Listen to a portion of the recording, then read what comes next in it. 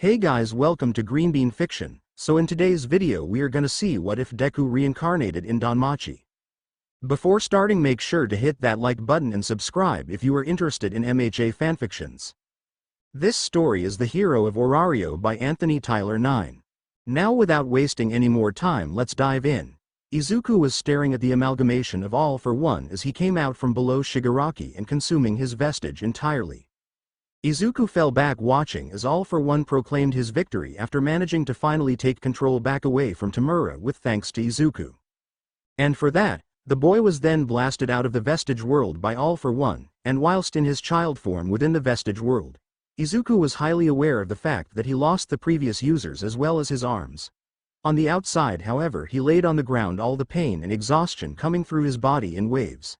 Struggling to stand back up, he was on his knees staring at the incoming new form of Tamura with All for One at the reins this time. Unlike the world where Izuku had managed to hold out long enough for his classmates and teacher to arrive on the battlefield, All for One immediately attacked. Using a quirk that he had thought was no use to him before appearing before Izuku in microseconds. Placing a hand on Izuku's face, the young man was thinking that he was going to be decayed in milliseconds before he noticed a white light entering his vision. For providing me the perfect chance to take control of young Tamura, I am giving you a quick and painless death. Midoriya Izuku. Be honored to be killed by the new demon king of this world, All for One said, before activating his quirk. Gyaha. Izuku screamed in agony as a white pillar of energy poured out from all around Izuku's form. Within seconds, like Izuku predicted, his entire body was gone from the plane of existence that All for One stood on. He looked in another direction as he saw the incoming heroes and hero students as they looked around the battlefield for Deku. All for One smiled to himself. Not only had Midoriya granted him the ability to take over One for All, but he gave him the ability to kill all his friends and teachers who he held dear. Nothing would be standing in his way from killing everyone and taking over the world like a true demon lord would. But before he could enact his plans, he felt something odd about his body and was forced back into the Vestige world. You just killed the person who was helping us, brother. I will not allow you to take away the hard work of Midoriya-kun. A familiar voice said, as All for One stared at a small white flame. What are you going on about, brother? All for One questioned. He brought One for All back to All for one specific reason. Yoichi's voice said, as multiple vestiges appeared behind him. What is the meaning of this, Yoichi? All for One yelled angrily. I'm bringing peace to the world in the place of Midoriya Izuku, your true son. Yoichi Shigaraki said, before using his power over One for All within the Vestige world, causing everything to break down. No, my dream of becoming the Demon Lord. You're taking that from me. All for One said, scrambling to control all of his quirks. After today, brother, nobody will remember the Demon Lord who hid under the bed. Yoichi said, before everything went white in the Vestige world. In another world, one called Gekai, a young woman was working at a ramen stand as she hummed to herself, happily taking customers' orders. Some even flirted with her as she just dismissed them before noticing something off in the distance in the sky. Calling her boss asking to leave for a moment, he allowed it as he took notice of the weird object falling from the sky. He looked to his patrons who all shrugged their shoulders and mentioned that it might be a new god or goddess coming from heaven to visit. The girl ran towards the outer edge of the city of Orario as she followed the white light coming down near the gate. She saw that the guards were on high guard, no pun intended, as they watched the light appear right in front of the city's walls. Everyone who was in line to see if they could get into the city moved out of the way as the pillar of light had smashed into the ground. Rushing into the smoke and debris, the girl had rushed to see who would be visiting Orario this time from heaven. She was however taken by surprise when the pillar of light disappeared, revealing a very highly injured young boy. Picking him up immediately, she ran out of the smoke, causing everyone nearby to immediately throw up their lunch at how bad the boy looked. He had green and black hair that was messy but seemed fluffy, but he had blood all over his body, missing his arms around the wrist and beyond that. His entire body was shown with gashes and gnarly scars from his arms around the bicep muscle and his torso. His clothing attire, however, were what scared the girl entirely. It looked as though he came here from a massive battle that happened, and he had lost very severely. The girl ran through the streets of Orario, coming towards one of her best friends within the city as she started to bang on her front door. There was no sound until she began to scream out for the person inside to assist her with the current problem at the moment. "Hephaestus, please help me. There's been an incident," the girl said, as the woman opened her door. "Come on, don't let him die," Hephaestus said, pulling the short girl inside. Throwing the boy onto the table, they heard him groan slightly in pain before his breathing slowed even more. Hephaestus was a blacksmith, not a healer, so she called someone to help her and her friend out. She knew that this was an emergency, so she wouldn't ask for her to pay her back with something this high. Not right now when things are at the worst. There were many things on her mind as to who the boy was, but each time she asked her friend Hestia, she never spoke. There was a knock at the door as the two opened it to see a good friend of theirs enter with a few high-grade healing potions.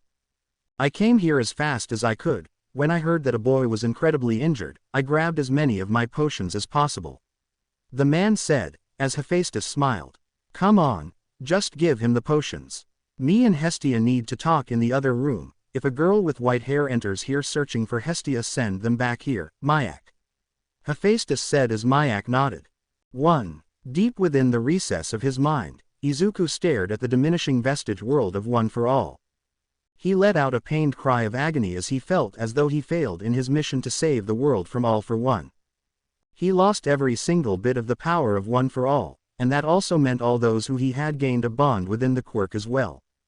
Yoichi, Nana, All Might, and Hikage, Banjo was all gone, and there was literally nothing he could do to bring them back. He gave Tamura One for All in order to save the man from himself as well as All for One. And what happened? All for One was given a good time to take over whilst Tamura was flaying away inside the vestige world. He caused the destruction of his world, and All for One won the battle and the war between All for One and One for All. He left his mom, Eri, Uraraka and Iida, the rest of his class, Aizawa-sensei. And he didn't even have the chance to say goodbye. He was suddenly pulled from his dreamless sleep as he groaned outside in the middle of the room. He felt around with his arm as he stopped suddenly, before opening his eyes and looking down at his arms. He found that both of them were still there, as if nothing had even happened to them in the first place at all. He began to think about what happened before taking a closer look at his surroundings for where he was sleeping. He was on a small couch in the living room of a weird-looking home interior. Sitting up, he groaned a bit louder before he heard some footsteps coming towards the room and slamming the door open. "Are you okay?" a short girl called out, rushing towards him. What happened? Why are my arms back to normal? Where is All for One?" Izuku said, in quick succession as the girl in turn was confused morbidly. "I don't know about any of your questions, but you fell from the sky in a pillar of light that normally releases gods and goddesses to Gakkai. Are you okay?" the girl asked, as Izuku shook his head as he grunted to sit upright. "I'm fine. Just need to know where I am," Izuku said, as he looked into the girl's blue eyes. "Well, at least you're good. Now can you tell me and Hephaestus what in the world happened to you?" the girl said, as a red-haired woman entered the room wearing an eye patch. "Yeah, Hestia here brought you into my shop with you missing most of your wrists and hands.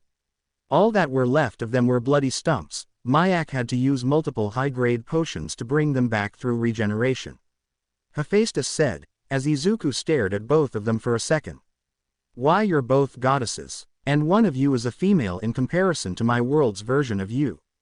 Izuku asked, as the two gained curious expressions when he said my world.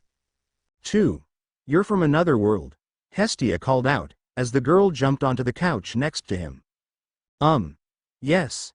It's the only explanation as to why I am here and not on Earth," Izuku said, as Hestia looked at Hephaestus.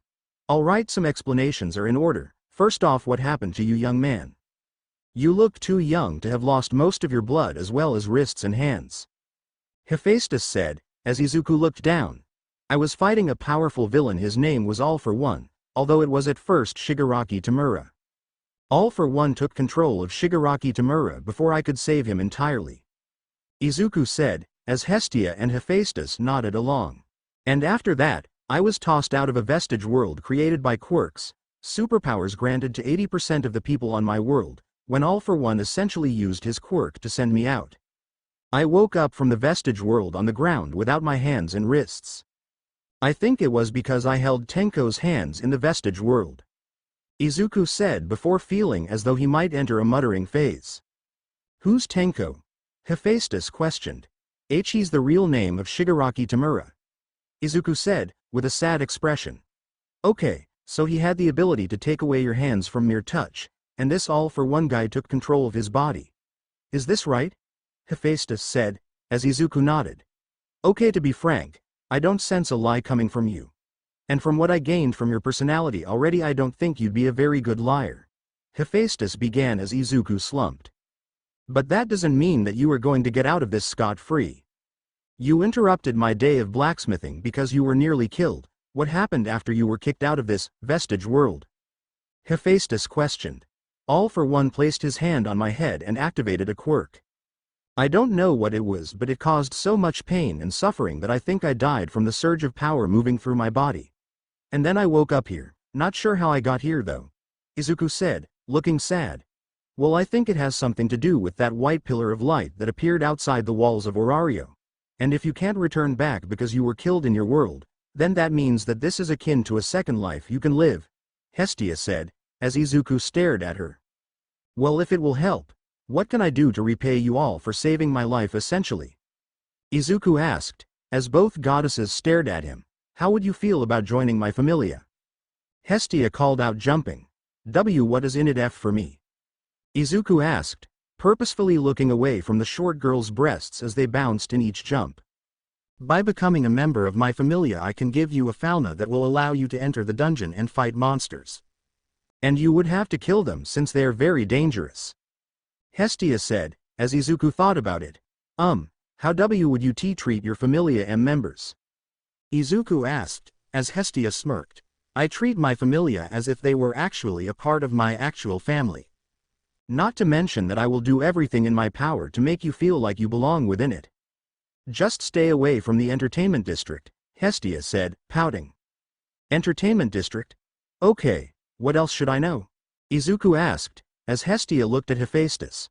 What are you looking at me for? She asked, as Hestia visibly trembled slightly. See, could I work here to create some gear specifically for Bibel-chan, and who are you again? Hestia said, before questioning Izuku. My name is Midoriya Izuku. Izuku stated. And Midoriya-kun, Hestia said, as Izuku relaxed slightly. I don't see why not. They'd have to repay anything you owe me in terms of how much money you will need to repay me for staying on my couch as well as using my oars. Hephaestus said, as Izuku nodded. I will do everything in my power to pay back what Goddess Hestia-chan needs to pay you back. Izuku said, with resolution. Alright boy, join her familia.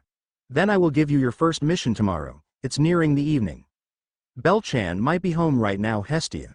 Hephaestus said, walking into her forge. The two left the building and made their way over to a broken-down church. Izuku had a comical expression as he stared at such a broken-down building before. He shook his head in exasperation. Hestia had the wherewithal to look a bit guilty after noticing Izuku's reluctance to enter the church. Once they entered the church, however, they were accosted by what Izuku had noticed was a slightly taller girl with white hair and for some reason similar breast sizes to Uraraka. Shaking his head after making that comparison, he watched as the girl moved towards them quickly, looking them both over.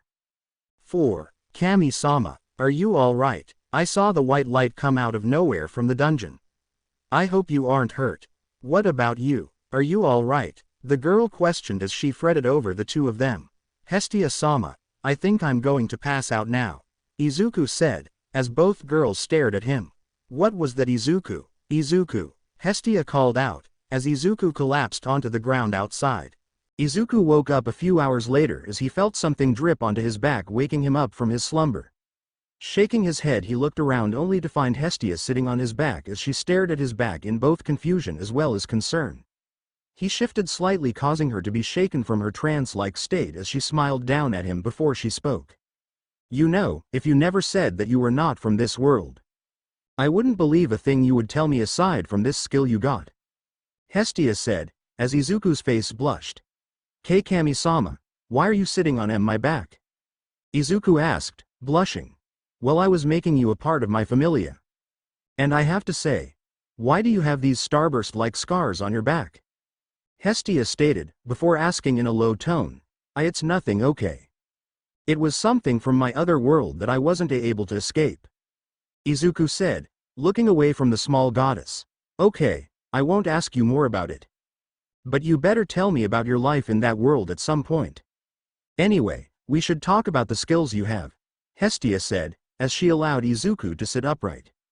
What are skills for in this world? Izuku asked, as Hestia smiled. They allow adventurers to increase their power for a short time as well as utilize them passively. But the skill you have is very weird. It's a developmental skill, and for some reason it's called One for All. Hestia said, as Izuku's face became comically white. Oh, One for All? Izuku asked, as he grabbed the parchment paper quickly. Name.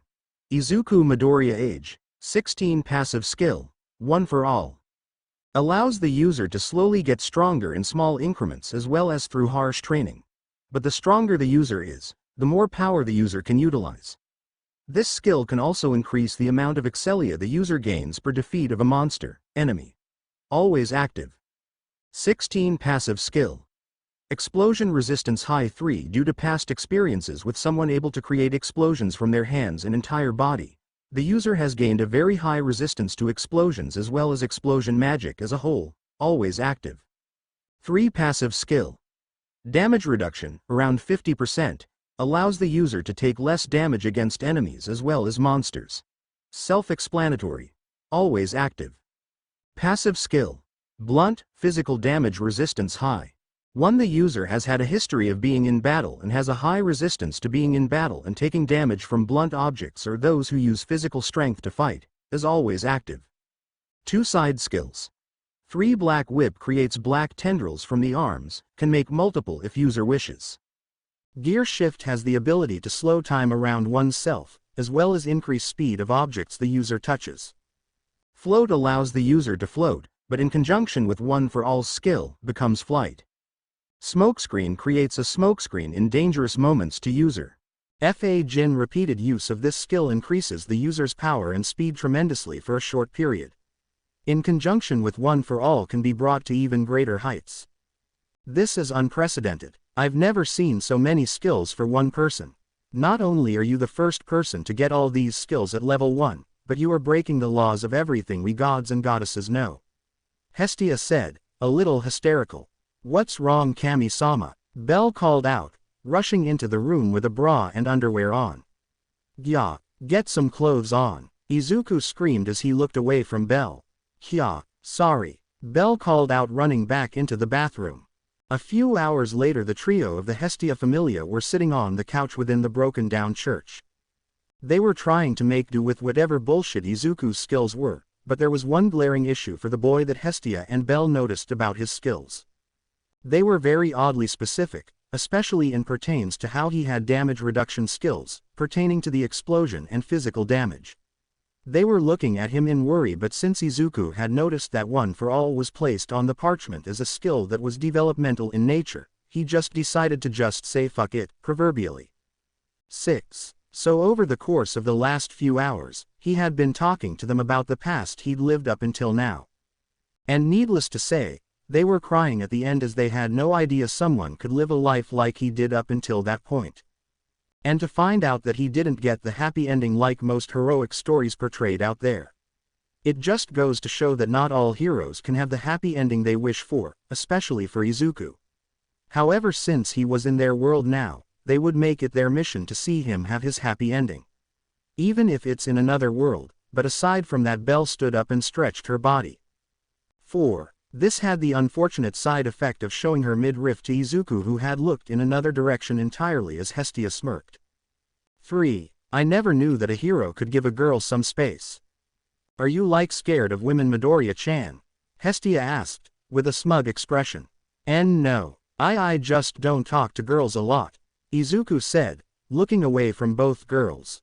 Well, we need to head to the guild to get you registered, Belle said, as Izuku immediately got into hero mode. Alright, so where do we go? Izuku asked, as he put his shirt back on, since he'd forgotten to put it back on earlier. There goes the fanservice, Hestia grumbled to herself quietly. As the two left the building, Hestia walked out and headed towards her job at the ramen stand nearby. Izuku and Bell however were making their way over to the guild in Orario so that they could get him prepared to become an adventurer with Bell. The more money they make from the dungeon, the more chances they will have at slowly moving out of the broken down church and find a much better place to stay. Walking through the streets, Izuku was being pulled by Bell as she had been showing him the sights as well as points of interest for him to use to get back home. Within an hour of just exploration, the two arrived at the guild as they made their way to Bell's handler. She was an elf who had rather short ears and a very happy expression when seeing Bell, but that happy expression fell somewhat when she saw Izuku. "Bell-chan, what have I told you about looking for boyfriends?" the girl asked, as Izuku blushed slightly. "This isn't my boyfriend Aina-chan. This is my newest familia member. This is Midoriya Izuku. I think he's from the Far East," Bell said, as Izuku looked at the girl closer. "The Far East? You're a very long way from home, sir," Aina said, as she looked at Izuku closely. Cranell-chan, could we inform Aina-san about why I'm here?" Izuku asked, as Bell nodded. "Midoriya-kun is here to become an adventurer. I hope that you can add him onto my information list," Bell said, as she shook Aina. "Don't worry about that, Bell-chan, I will do exactly that. Now Midoriya-kun, we need to go over everything you need to know about the dungeon as well as Orario as a whole," Aina said, as Izuku sat down and listened to her. For the better portion of the day, the trio were inside Aina's office as they talked about what Izuku should and shouldn't do when within the dungeon, as well as how far he should really be going when it comes to his level only being at level 1, and aside from that she advised him that he doesn't go further deeper into the dungeon. After about 5 hours of talking about the dungeon as well as Izuku asking about certain facts about the said dungeon itself, he was given his parchment that was saved within the guild. Bell and Izuku left the building to explore the dungeon a bit and gather some kind of money for them to live off of for the meantime. And entering through the entrance of the dungeon, Izuku was in awe of how large it really was, towering over the entire city of Orario itself. Walking through the many passageways with Bell was a very calm and silent endeavor as Izuku utilized the training he had as a hero in training to his advantage. Coming across a small horde of giant ants, the two immediately attacked the horde as Bell went for the left side of the horde whilst Izuku went for the right. Bell sliced through the small creatures, turning them all into small magic stones. Izuku however had a different approach. As he came up to the first ant, he immediately sent a kick underneath it and pulled out a knife that Bell had given him. He sliced upwards as it sliced the head of the creature off before he went on to the others and repeated the process. By the time they were done with their first group of enemies, they gathered their magic stones. As it turned out, the bodies of the monsters disappeared as soon as they were killed, and Bell informed Izuku that they'd be back the next morning. Moving deeper into the dungeon, they reached the second floor where the monsters were clearly getting stronger. Izuku was having a slightly better time as he joyfully attacked each monster with his maximum strength of around 35% of One for All's skill. It allowed him to still use full cowl since it was his quirk before it was handed away to Shigaraki and was coincidentally killed. Moving quickly, he found himself standing before a very tall minotaur as Bell immediately felt herself freezing up in front of it. Grabbing the girl and moving her out of the way, Izuku went to fight the minotaur.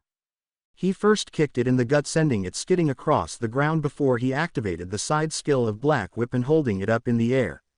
He floated into the air as he swung the minotaur around in the whole small dark room they were inside of and slammed the monster on the wall. With the minotaur dazed and stumbling about like it was a drunk, it brought Bell out of her odd expression as she felt Izuku grab her with Black Whip and lift her into the air.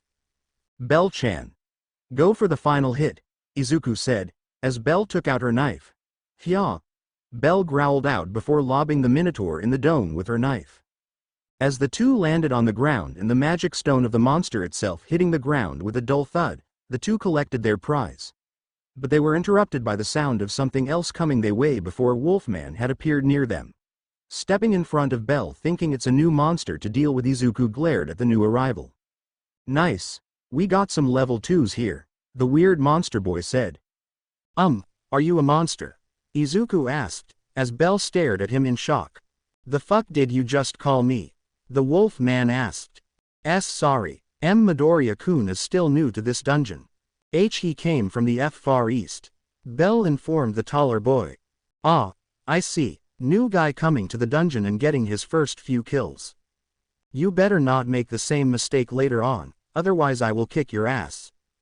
The man said, before looking at the large magic stone behind the two. We killed a minotaur, and you're not taking that, Izuku said, as he activated his quirk. Don't worry, I'm not like those bastards who steal shit. I was just looking for the minotaur that had managed to get away from me. The boy said, as Izuku just stared at him. What's your name? Izuku asked. The name's Beta Loga. Now tell me what happened to a really big minotaur that was moving in this general direction. The wolf boy, Beta questioned. Well, me and Bell-chan defeated it. Izuku said, pointing at the large magic stone. Well, color me impressed. What level are you two? Level 3 or 4? Beta questioned with a battle-ready smirk. No, we're level 1. Izuku said, as the boy immediately sneered at them after a second of letting it sink in. There's no way a level 1 could take down a minotaur. You have got to be lying. Beta said, as Izuku pulled out the large magic stone. This I think says otherwise. Izuku said, turning away with Bell. Don't you leave, we're not finished yet, Beta said, as he rushed to the 2-1. Without even batting an eye, Izuku activated Black Whip and flung the boy further into the dungeon with a small scowl on his face. The boy himself had stared at Izuku with a renewed kind of expression that was bordering on rage. But he kept it to himself as he turned away with a tch. Leaving the dungeon for the day, the two exited through the entrance before Bell let out a massive sigh of relief before looking at Izuku. How in the world are you so confident? Bell yelled animatedly with stars in her eyes. I had some really good teachers. Izuku asked, as Bell just stared at him for a second. Can you teach me how to be more confident? Bell asked, stars still showing in her eyes. Maybe later. I wasn't really confident in my past life, so I'm not as sure I can train you to become a more confident girl. Izuku said, as the two walked towards the guild. The two arrive at the guild as they turn in their magic stones to the guild hall's bank so they could get their coins back as currency.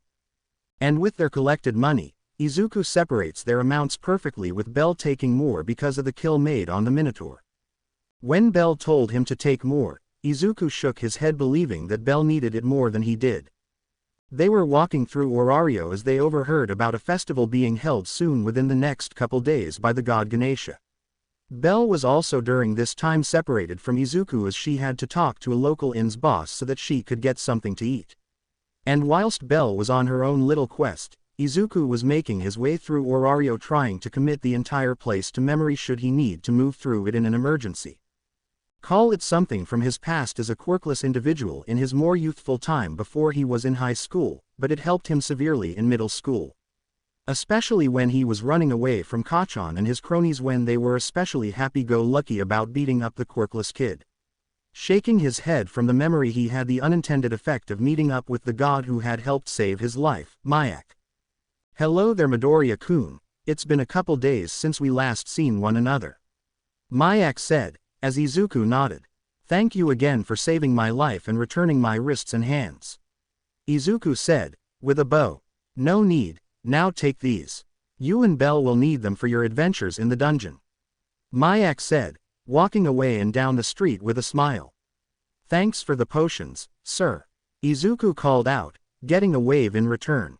Continuing down the street, Izuku comes across the Hephaestus Familia's blacksmithy. Entering inside of the place, he looked around to see what kind of weapons they were selling or making. Not finding any weapons that he could use in tandem with his skills as a hero student in training, he left the building with a small smile on his face. He comes across those who are homeless on the streets of Orario and gives them some of the money he'd gotten from the guild before taking off. They give him their thanks before taking off to get something to eat or drink. Izuku is, however, unaware of the fact that he's garnering the attention of a certain goddess who was watching from a very high place. He appears to be very adorable. A shadow mumbled to herself. 2. Izuku met up with Bell later on in the day as he found out that the girl needed to return a wallet to a girl named Sir. Apparently, she was a klutz and couldn't keep her belongings on her without losing them for a few days before someone brought it back to her. And they eventually arrived back at the broken-down church where Hestia was smiling at the two of them as she showed them her score for the day, 3 bags of potato chips. You know, Kami-sama, can you check on my skills and level? Belle asked, as Hestia smiled. Okay, but Midoriya-kun will need to leave, Hestia said, as Izuku turned to walk away. I want him to be here. I want him to see if I am improving as well. Belle said, blushing madly. I'm just going to sit over there and look away, Izuku said, feeling out of place. And for the next few minutes, Hestia was gathering herself and checked the status of her first Familia member. She smiled to herself as she watched the language of the gods appear on Belle's back before she noticed 2 skills on the girl's back that caused her to rub her eyes before letting out a confused sound. She screeched. Kami-sama, are you alright? Belle called out from under the goddess. I'm fine. Just confused as to how you have skills already like Midoriya-kun, Hestia said, slightly surprised and confused. What are they? Belle questioned, excitedly. Well, one of them says, Argonaut. It looks like you can become that hero you've always dreamed of. Belle-chan, Hestia said, before looking at the second one. Liaris freeze. Is something wrong, Kami-sama? Izuku asked, turning to look at the small goddess. I'm fine, just wondering why this second skill is there. Hestia replied, albeit hesitantly. What is the second skill? Izuku asked, coming near the almost shirtless Belle to look at the skill. Don't look, Hestia called out, pushing Izuku away from his curiosity. Sorry, I was just curious, Izuku said, looking away again. I will get it written on parchment paper and then we can look at it together, Hestia said, before getting parchment and transferring the details there. After telling Belle to head to bed, Hestia and Izuku sat still looking at the name of Liaris freeze and how it worked. Izuku was deeply surprised that Belle had managed to get this kind of skill just in the span of like a day since meeting her. Looking at Hestia, he questioned her if she could check his status as well to see if he had the same thing as Belle. And sure enough, about 15 minutes later, Izuku was shown that he had Liaris freeze as a passive skill surrounding his desire to become stronger. But the question now was how Belle was going to get stronger without much of a desire to become stronger herself. You know, you might have gotten Belle-chan to fall for you, Hestia said, looking at Izuku with a funny expression. What are you talking about? How could she have done that, after knowing me for like a day? Izuku retorted as Hestia froze at that. Well, have you ever heard of love at first sight? Hestia questioned, trying to gain leverage. Yes, and from the world I heard that from.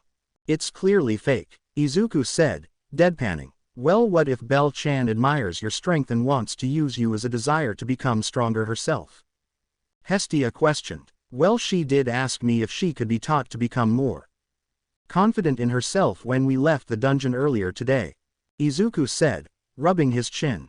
Then maybe that is how she will get stronger. She will train to become more confident with you as well as get stronger physically.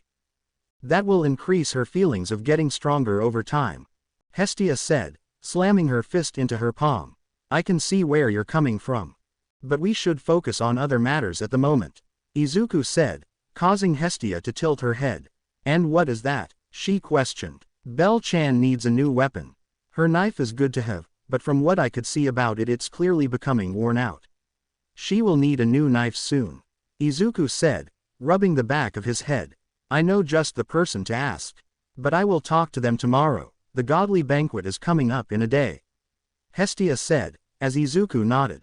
2. The next morning Izuku woke up with something blocking his vision.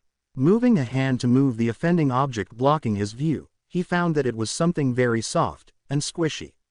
Opening his eyes a bit more, he found white hair and red eyes above him looking oddly satisfied. Then looking down to what was becoming more and more squishy, Izuku found that his hand was on the chest of Belle as the girl slowly became a blushing mess before a small moan exited her lips. Sorry, Izuku called out, jumping from the bed. Phooey. Well, I guess I should get started looking for Sir. Belle said, as Izuku nodded blushing too. 3. Hestia had given them a farewell early on in the day as she had gone to the banquet of the gods and goddesses.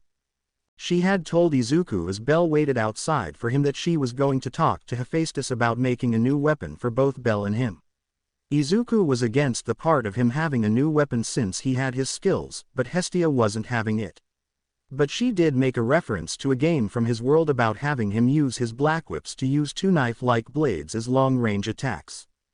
11. And now moving throughout the entirety of Orario, the two adventurers were searching for the gray-haired girl named Sir. And considering it was taking them both forever to find the seemingly lost girl in the festival that Ganesha was holding, Belle decided to turn their time out there into a date. Something that Izuku was constantly blushing from. And as they traversed through the streets to find Sir, they eventually found the girl looking around for something in an alleyway. I could have sworn that it was dropped over here. The girl mumbled to herself, moving some trash out of the way. Sir-san, are you looking for something? Belle asked, as Izuku remained not far away. Yes, I'm looking for my wallet, but I can't seem to find where it was dropped. Sir said, looking exasperated. Well, Mia Grand had told me Ryu had found it a day ago in the streets. Belle said, holding it out for Sir. Thank you, Belle-chan. I can't thank you enough for this. See, could I take both you and your friend out for something to eat? Sir asked to repay them. No need, Sir-san. Just helping you out is payment enough for me, Izuku said, as Belle nodded. Well, that simply won't do. Let's go find something to eat, Sir said, as the trio walked down the street. Over with Hestia, the girl was currently pulling a dogeza at Hephaestus in order to get the stronger goddess to make weapons for her familia members. The woman was initially against the idea, considering Hestia's freeloading that the goddess did in the past. But when looking at Hestia closer, she found that the young goddess had found herself a group of familia members who were willing to follow her. And learning that the goddess was loving and caring towards them caused her to change her mind. Just letting Hestia know that she will need her assistance in making the weapons, as well as she will be repaying a debt for the rest of her life. 4. Inside the Colosseum, a goddess was walking through the caged area of it as Ganesha talked about the festivities above. She was searching for something that could further her plans of getting the perfect familia member. And if her scouts had provided the perfect information that she'd asked them to collect, then this boy who was part of Hestia's familia would be perfect for her to steal. She only needed for him to stare at her, and her beauty would cause him to fall for her immediately. 2. RRRROOOOOAAAR. You will search for a boy with green and black hair. He has freckles on his cheeks. And he has the most innocent of green eyes. Do you understand? The goddess said, as she stared into the silverback's glowing red eyes. Grar. The silverback growled at her. Good, the goddess said, before pulling the chains off of the monster. 1. Within moments of being released, the monster took out to the streets in search of his next prey. Thumping could be heard all around Orario as everyone was wondering where it came from. They were completely unaware of the fact that a very dangerous monster was out on the loose searching for its prey. But they were naive enough to merely ignore the bad feeling coming up their spines as they continued on with the festival as it moved about its way. It had officially been 3 days since Izuku and Belle had last seen Hestia, and Izuku was primarily worried over his goddess. Not that he really wanted to be very worried, he knew she could handle herself, he was just worried over her safety. He had also been hearing a weird thumping sound coming closer to his location for some reason, but he brushed it off as something from his past trying to keep him on guard. But as he walked past an alleyway, a weird sensation overcame his mind as he felt a strong pang of pain enter through his head. Realizing what this was, Izuku immediately pushed Belle and Sir out of the way as a very large and meaty hand flew out from the alleyway. It slammed into Izuku's body and sent him bouncing in a ragdoll formation across the street, causing people to immediately scream in fear. Getting back up from the sudden attack, Izuku's mind was racing as he noticed a very ominous glow of red eyes glaring at him from the dark alley. What was that? Did danger sense ping? What are those red eyes? Izuku thought to himself, lowering into a fighting stance. Midoriya, Belle called out, as she rushed over. Are you okay? Sir questioned. I'm fine, you two get out of here, Izuku called out as he jumped into the air. As Izuku leapt into the air, he found that the ominous red eyes jumped after him in the air as he led it towards an open clearing.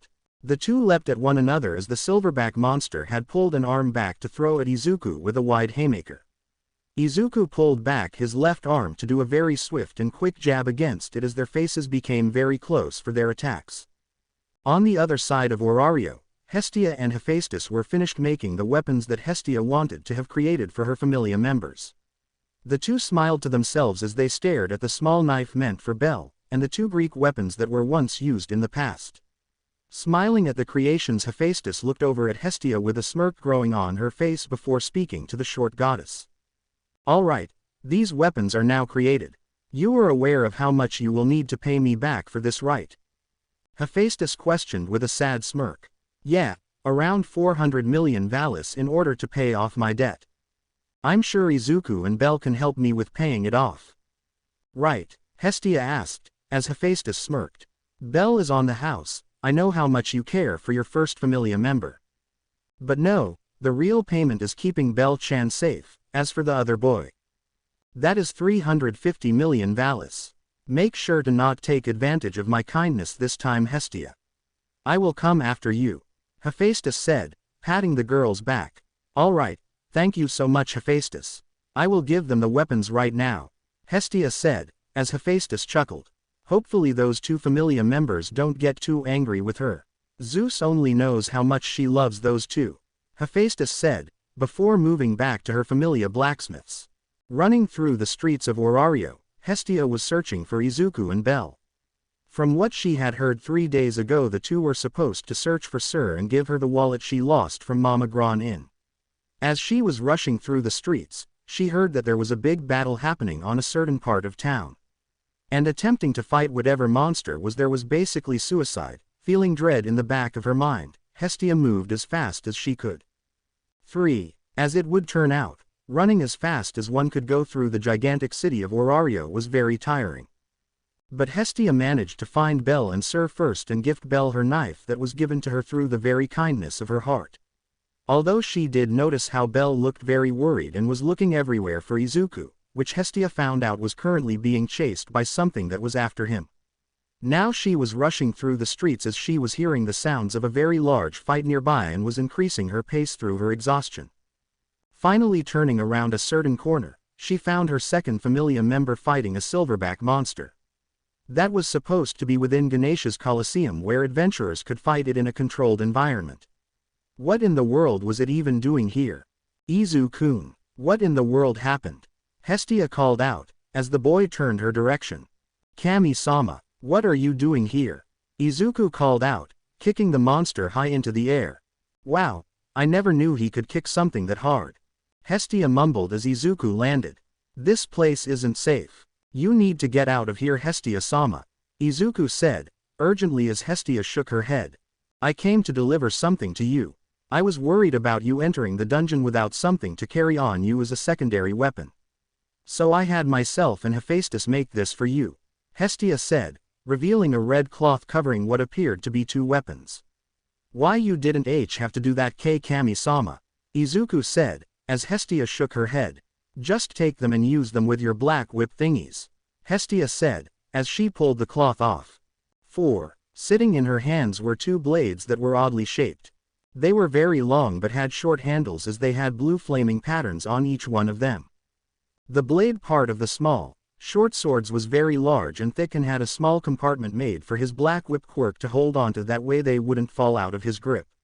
Although he did notice a certain feature about them, there was a chain connecting the two blades that he could wrap around his arms at the wrists. Deciding to just test them out here and now, he wrapped the chains on his wrists and held the blades in his hands. 1. He felt a rush of power move through his veins as he felt the weapons bond with his very soul. It was as though a piece he never knew was there was returned. Smiling at the falling silverback monster, he stepped back out into the light as the creature landed on its feet before growling at him. Jumping into the air, Izuku used his speed to rush around the creature as it slammed its fists into the ground as he dodged each attack. He swung a blade out and sliced right through one of its arms as it moved backwards, holding the handless limb. Jumping into the air now, Izuku was now falling with the wind blasting past his hair, causing it to flap. He pulled his arms back behind him as he began to spin very quickly, even calling upon One for All in order to speed him up faster. Soon he became a spinning top in the air as the air suddenly began to add on to his speedy spin slice from above. The silverback looked up and pulled its arm up to block with the metal plate on its wrist when a clanging sound was heard. The clang then turned into a searing sound that was ear-piercing and was digging into the metallic guard. But without much further defense, the swords that were held in Izuku's hands were soon cutting through flesh and even more metal as the arm came off. Landing on the ground, Izuku turned to look back up at the beast as it cried out in pain before Izuku tossed his weapons in the air and used Black Whip to catch them and then threw them at the beast. Slamming into its rough hide, they caused some blood to leak out as Izuku pulled down on them, forcing the beast's head to Izuku's height. With a slam, the silverback monster was on the ground at the mercy of Izuku as he stood in front of it with them growling at him in fury. Pulling the blades from the beast's pectoral muscles, Izuku then slammed each one onto its back and yanked upwards with Black Whip, sending the beast flying into the air once more. Pulling the blades back down to himself, Izuku jumped and began to spin in the air once more, but this time using the chains to spin the blades instead of Black Whip. Deciding to add another couple of his skills into the mix to make it even more of a feat. Izuku muttered Fa Jin and gear shift into his next words as the sword suddenly became much more agile and span faster in the air. The silverback monster then fell on the blades as they sliced him in half, his blood falling towards the ground in a massive display of power. And before the blood could even hit the ground, they disappeared into dust as a massive magic stone slammed into the ground as Izuku landed on top of it, raising his blade-covered fist into the air. Well, that was oddly satisfying. Izuku panted as he felt the effects of gear shift. That was amazing, Hestia called out, whilst running to him. Sorry Kami-sama, but I think I need a break, Izuku said, as he fell to a knee in exhaustion. Hey, don't worry about that. You defeated a monster that would have required a level 2 or 3 to take on without any troubles. You did perfectly fine, Hestia complimented as Izuku blushed. And never was able to take compliments, Izuku muttered as he smiled. Come on, let's get you back home. Bell-chan has some food to fill you up after a fight like this, Hestia said, as Izuku placed the magic stone in his bag. Off in the distance, from a tower where a woman sat in a throne, she smiled. Her white hair with red markings had flowed with the wind as they breezed past her body as she stood up. Her black and red marked body showing her beautiful physique as she walked towards the edge of her tower. She smirked at how Izuku and Hestia were walking away with the smaller goddess holding him up slightly as Izuku mostly walked with a limp. Foo, he's definitely the boy I have always wanted. Now, just to turn him away from that lowly big boobs goddess, the woman said, before giggling. Kami-sama, we have news from the dungeon, a familia member of hers called out. What is it? She asked, looking at the very strong child.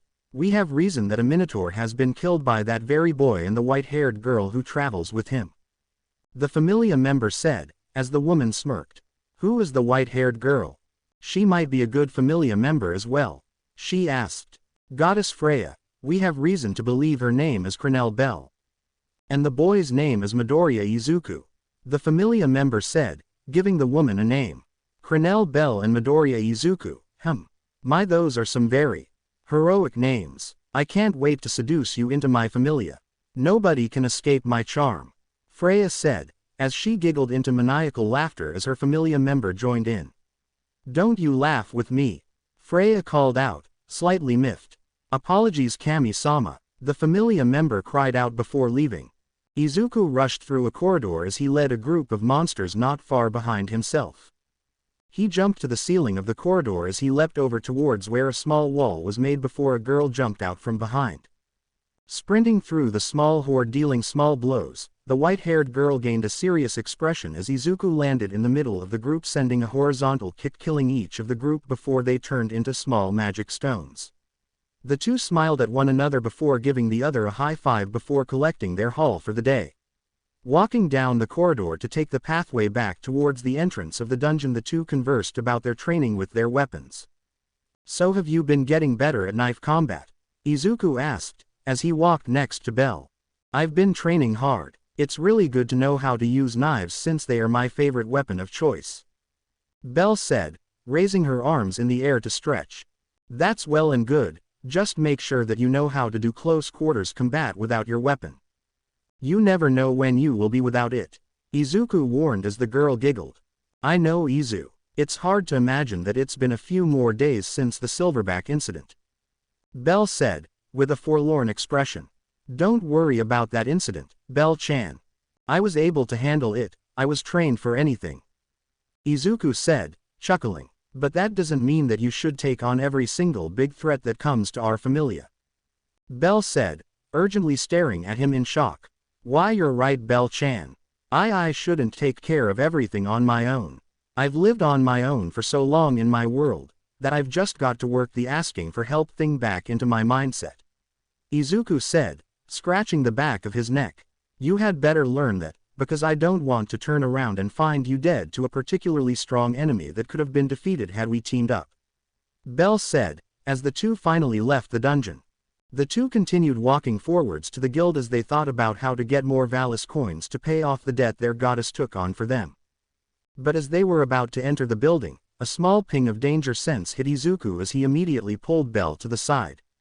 And within seconds the area the two were about to move into was turned into smoke and debris as Izuku opened the door. Inside the room was a new blacksmith that held a girl with pink dreadlocks as well as scope-like eyes. She walked out of the room before coughing slightly as she felt something pat her head in fondness. "Mr. 10 Million, it's been so long, how are you doing?" the ever-eccentric Hatsume Mei asked with a smile on her face. "Mei, what happened back in our world? How are you here?" Izuku asked, incredulously. "Oh, I blew something up within the Ua fortress and kind of got myself killed," Mei said, uncharacteristically meek. "I swear, you really need to stay away from explosions, Hatsume-san," Izuku said, pulling the girl in for a hug. Izuku. "Who is this?" Belle asked, as Izuku smiled at the white-haired girl. "Belle-chan, this is Hatsume Mei. Hatsume, this is Crenelle Belle-chan." Izuku introduced the two girls to each other. "Are you treating Mido-kun with kindness?" Hatsume asked, as Belle stepped back a little. "Why, yes," Belle said, as she stuttered at the entrance of her personal space. "That's fine. I am married to my work after all. Oh, I have some new gear for the two of you. Come in," Hatsume said, as she pulled the duo inside. 11. Inside the small forge that was gifted to Hatsume by Hephaestus, the trio were walking through the small place as they looked at all the weapons the dreadlock-haired girl made. Izuku smiled in fondness as he saw all the weapons that the girl made and was reminded of better times in his world where the chaotic girl was making his equipment because of how dangerous his quirk was. They arrived inside of the force where they found Hatsume picking up a weapon that was made from the hardest material she could buy. "Okay, so this material is so dense and tough that I had it tested against everything I could think of that could cause harm. And I can say without any problems, that this little chest plate can protect you from exactly almost everything," Hatsume said, lifting her arms into the air. "It's super light. How did you find a material that was super tough, dense and light to make this?" Belle asked, as Hatsume used her thumb to move across her lips.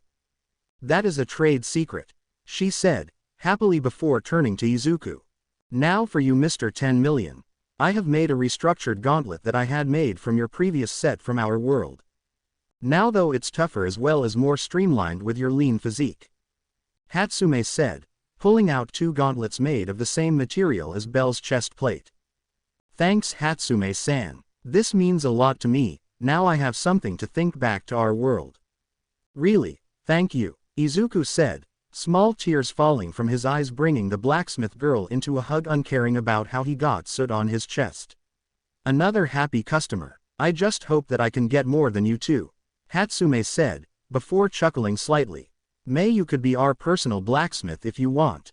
Belle asked, as Hatsume shook her head. If I was your personal blacksmith, I wouldn't get paid. I'm a blacksmith for hire after all. May said, cackling madly. 3. More than a few minutes later the two were walking back to the broken-down church as they waited for their goddess to return back home. They placed the valise that they'd collected for the day in a small jar nearby and hid it underneath a small piece of the floorboard. They had already collected around 20,000 valise for their debt to Hephaestus and they weren't going to give her any less. In fact, Izuku was planning on giving the woman at least 450 million valise just for making the weapons for him. The two got into their places where they'd eventually fall asleep at. Izuku gave Belle the bed with their goddess since he was a good bean. The next morning, however, the two left early so that they could kill some monsters and stay for a lot longer than the previous day. Moving through the streets in the early part of the morning, the two finally arrived at the guild to get their morning drinks of choice to prepare themselves for their adventure. Whilst Belle was getting their drinks, Izuku was doing some stretches as he balanced himself on his blade's tip whilst doing upside-down stretches. By the time Belle came back, she had noticed that he was back to training before she decided to join him by doing some light exercises. Once the time was ready for the two of them to be warmed up and prepared for anything, they left the guild house and entered the dungeon. Hestia was working at her small stand. Moving quickly through the depths of the dungeon, the two killed any and all monsters that got in their way as they collected their magic stones. Reaching the lower floor of floor 5, they moved about the place as they gathered their magic stones and killed monsters. Rinse and repeat that cycle. The two were making a quick buck through the very large monsters that they were killing. Eventually, however, the two arrived at floor 6 even though they were level 1 respectively. They cautiously moved throughout the floor, taking down giant ants as well as small yetis, earning quite the number of magic stones for their exploration. Izuku, when he and Belle took a break, made small maps of the area since he wanted to make sure that he and Belle didn't get lost. Moving through the trees and small branches of bushes of the 6th floor was very hard considering the fact that monsters of all kinds appeared to ambush them. Izuku was a very much godsend for his danger sense skill that allowed him to detect any kind of foe who wished to kill them. And by the time they looked at the sky within the place, they sighed before making their way back towards the dungeon's entrance. They killed any monsters that had respawned in the area since their departure and earned some more magic stones for their trouble. Moving back into floor 5, the two stretched their limbs as they regained some stamina from the constant running. Based on what Belle told him, the dungeon closes its door during the evening, meaning that the monsters can kill whoever is left inside without discrimination. The two reached the edge of the entrance and managed to pass through it by the time it closed its doors. Letting out a breath of fresh air, the two gave one another a high five as they knew about what their next training regimen will be. 3. The two slowly walked over to the guild hall as they counted the many bags of their magic stones they'd collected over the day. And once they were inside of the hall and gave their stones up to the guild bank, they were given around 100,000 valise for their troubles. The two were so happy for their increase of pay that they walked into the courtyard with happy faces. At least, that was until they found a small anthropomorphic animal girl. Although she didn't look more animal than most others, she just had the ears and tail. She was definitely shorter than Izuku and Belle as she only made it up to their chests in height. But she could hold a lot of weight on her back from the bag over her shoulder showed the two of them, but her expression was what got their attention the most. Walking over to the girl, she had a very sad expression as she looked at her amount for the day. And once they loomed over the girl, she immediately thought they were someone else asking if they could take her money later. But was surprised when she felt two hands patting her head at the same time, but different spots. Taking a chance to glance up at the two, she saw their concerned expression as they sat down next to her. "Who keeps taking the money from you?" Izuku asked, curiously. Just my familia. They want me to pay them back for housing me. I really need to pay them off so I can be free," the girl said, as she sniffled. "How much do you need to pay them?" Belle asked, as the girl sniffled more. "I need 100,000 valise and my debt to them will be gone," the girl said, as she rubbed her eyes. "Belle, how much valise did you get on your own?" Izuku asked, as Belle thought about it. I think I got around 80,000 valis. What about you? Bell questioned. Well, I got myself around 120,000 valis from the very large monsters I killed. Here, let me give you something. Izuku said, pulling a small rug sack filled with valis. What are you doing? The dreadfully short girl questioned immediately. What am I doing? Izuku asked, with a tilt of his head, causing Bell's heart to skip a beat. 3. Yes. What are you doing? She asked. Well, I'm giving you 100,000 valis. It's not like I need it at the moment, and I can get more of it tomorrow, so there's no reason for me not to give it away. Izuku said, as he handed the bag of money to the girl. Why? The girl asked. Because you indirectly asked for help, and I used to be a hero student from my world. So this is me being the hero you need at the moment. Izuku said, with a smile. My name is Lily. Nice to meet you. The girl, Lily said, bowing. Midoriya Izuku, and this is Crenel Bell-chan. Izuku said, introducing himself and Bell. See, could I help you all in collecting magic stones from the dungeon tomorrow? You both surely can't hold onto it the entire time you're in there, right? Lily asked, worriedly. I mean, why not? Bell asked, as Izuku thought about it. I mean, the more the merrier. I wouldn't mind having a third-party member. Izuku said, holding out a hand. The girl just stared at his hand for a moment, before small tears fell from her eyes as she held Izuku's hand as their contract was made. A small light appearing around the two to signify their contract before Izuku saw a small paper tattoo on his hand, which he smiled. I take it that this is our contract? Izuku asked, as Lily nodded. Well, far be it from me to say no. See you tomorrow, Lily-chan. Come on, Bell-chan, we need to tell Hestia-sama about the day. Izuku said, leading Bell away. Behind Lily, however, two men were staring at her in shock and anger. They were sure to make her day tomorrow a pain in the ass, as well as threaten her later on.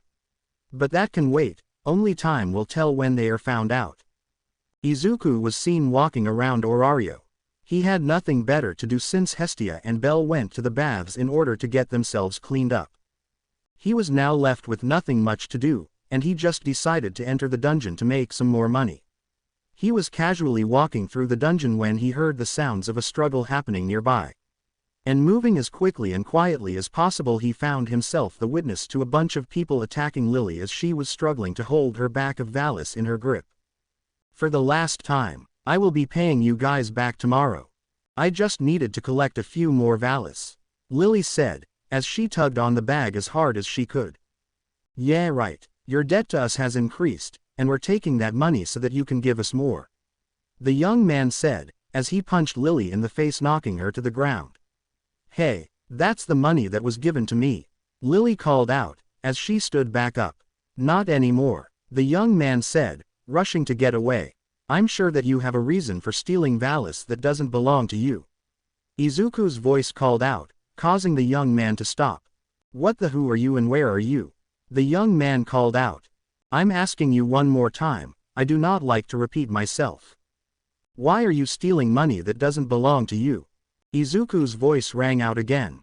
It's not hers, she stole it from that green-haired adventurer. I was going to give it back, the young man said, as Izuku stepped out from behind the wall he was leaning against. Oh really? Then why did I hear that you were increasing a debt that Lily needs to pay you? Much more, why are you trying to steal the money that I purposefully gave her to pay off whatever debt she needed to pay? Izuku questioned, stepping in front of the young man. You purposefully gave her your money. Are you stupid? She could have stolen it. She's nothing but a filthy palm thief. The young man said, angrily. From what I can see, you are the thief. Now give her money back and leave, Izuku said, with a glare. The young man stared at Izuku for a moment before he shrugged his shoulders. Reaching behind his back, he went to grab his knife to stab Izuku when he felt something grip onto his wrist. Looking down, he saw a small black tendril holding his wrist and keeping it from grabbing his weapon. He stared back at where it came from and was given a sight of a fury-driven glare sent his way, and he tossed the bag over to Lily in fear. Once that was done, Lily stared at Izuku in awe as well as some fear in her eyes as Izuku grabbed the young man and pulled him behind the wall. She could only hear the sounds of screams of agony as she just slowly turned away and rushed towards the entrance of the dungeon. Walking out from behind the wall, leaving a bloody and bruised boy on the ground in his wake, Izuku searched for some monsters to kill. He was walking around for a few hours before he noticed the time, and that it was nearing evening, so he made his way back to the dungeon's entrance. He may have been a hero student, but that young man was doing everything in his power to make Lily's life a living hell. And he thought that it'd be karma if the young man was beaten and bruised before being left inside the dungeon. It would definitely be a suitable punishment for him in Izuku's mind considering how he treated Lily. His heroic mind told him that he shouldn't have left the young man there, but his logical and somewhat vengeful mind was telling him that if the young man survived, he could live with a bit of slander. The young man was going to attempt to fatally wound him and possibly pin the blame on Lily, so he wasn't taking any chances with someone as crude and evil like him. And as soon as he exited the dungeon, he heard the sounds of screaming from inside the dungeon as he looked back at the door. It was closing very fast as the young man he left inside was rushing towards it in fear. And just as he was about to reach the door, Izuku saw as he suddenly fell to the ground, and the last thing Izuku saw of the boy was how there was an odd-looking axe hanging out his back. Arriving at the guild hall, Izuku turned in his small number of magic stones as he let out a sigh of relief. Having that young man die was something he didn't want to have to do, but it was for the betterment of Lily's life if she were to stay safe. Once he left the guild hall, he walked back to the church as he gathered some supplies to make the building look better than before. Hestia and Belle were inside already as they were seemingly talking to one another about something he didn't want to know about. And getting right to work, Izuku began to chop trees nearby in order to get some wooden planks set up for rebuilding the church. He only just started when he heard the sound of Lily running towards him. How he knew it was her was beyond him, but as he turned around he found the relatively short girl standing behind him as he was setting up. She looked at him with concern before shaking her head and slowly but surely giving him a hug from behind. "Thank you for doing that. He was trying to steal the money you gave me. I paid off my debt to the Soma Familia earlier today as well," Lily said, as Izuku smiled down at her and patted her head. "That's good, so what was the debt they wanted you to pay for exactly?" Izuku asked, as the girl looked away blushing. "They adopted me into their familia because of the fact that I was homeless. And I was searching for a job, so they made me their supporter, whilst stating that I would need to pay them back for their kindness," Lily said, as Izuku shook his head. "A kind person wouldn't ask you to pay them back for helping you. If that were me, you could have left at any time you wanted. Not only that, but I wouldn't have you pay me back for taking you off the street. For them, I believe that they were using you the entire time," Izuku said, getting back to work. "What makes a good person?" Lily asked, looking at him. "What makes a good person is the good deeds they do for everyone. Such as helping when someone falls down, and not asking for anything in return. A good person in my eyes is someone who helps everyone and makes sure that nothing bad happens to them. No matter the situation," Izuku said, as he climbed up the church to the roof. "Oh, who is your familia?" Lily asked, as Izuku smiled. "The Hestia familia is the familia I belong to," Izuku said, as Lily shuffled her feet. Is it safe in there?" she asked. I guess you could say that. Although you'd have to be careful about Hestia-sama laying on top of you. Her chest could really block the airflow in your mouth," Izuku said, with a slight shudder. The two remained in silence as Izuku continued to fix up the building before Lily climbed up with the rest of his equipment. She handed him a handsaw as he began to cut another piece of wood to size and set it on the open roof. And for the remainder of the evening, the two stayed up there fixing the roof as they prepared for dinner to be made. It was only later on in the evening that Lily asked if she could stay over for the night since she didn't want to make her familia angry with her presence. And she was immediately accepted by Hestia and Belle as the two took to her like older siblings would an adopted one. Izuku sat on the ground nearby as he focused his mind on feeling out where potential enemies were. He had found a book that Belle was reading recently, and he found a spell that could count as another skill he could use aside from Danger Sense.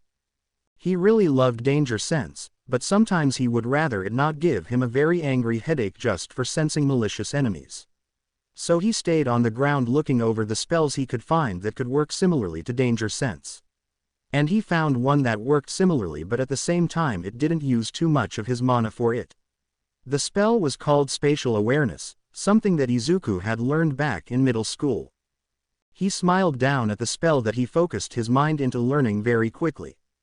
As he focused on learning the spell as fast as he could, he did take notice of how there were multiple people coming near the church. And their intentions were not for the good of the people, and as soon as Izuku sensed them, he immediately closed the book and walked towards the door. Exiting the building, he saw the trio of women sleeping on the couch holding onto one another as he closed the door behind himself. Looking at the dark street, he found himself feeling out for where the people he sensed for were earlier. And lo and behold, he didn't have to search far because they jumped down from nearby rooftops and landed in front of him. So you are the one who killed Kanu. Now tell us, what happened to his body? The leader of the group questioned. So his name was Kanu. Can you tell me why he was trying to steal Lily's money that I had given her? Izuku questioned back. We have no right to answer your questions. The leader said, angrily. I won't answer your question unless you answer mine. Izuku said, glaring at the leader. What makes you think that you can make demands of us? Question mark. We are of higher standing than your worthless goddess. The leader said, angrily. I see, so you came here hoping to kill me and the rest of my familia and take Lily back, am I right? Izuku asked, as they all pulled out Molotov cocktails. If you think you can defeat us, Lily can become a part of your familia. But if you don't defeat all of us on your own, then you will die with all three. The leader said, as he initiated a fight with Izuku. 1. The young man dodged the strike of the leader of the group with speed as he thrusted his rapier at Izuku. The young man merely dodged each strike as the leader thrusted his blade at him at very high speeds, but nothing close to the speeds that Izuku was used to. He threw a kick at Izuku, who merely caught it and flipped the leader onto the ground before kicking him back to his group.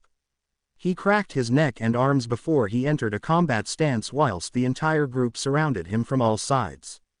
And once Izuku took a deep breath and activated his full cowling move, he watched as the night lit up in a light green glow. And the group attacked from all sides. Izuku made everything stop in motion for a second as he watched everything move very slowly as he straightened up his stance.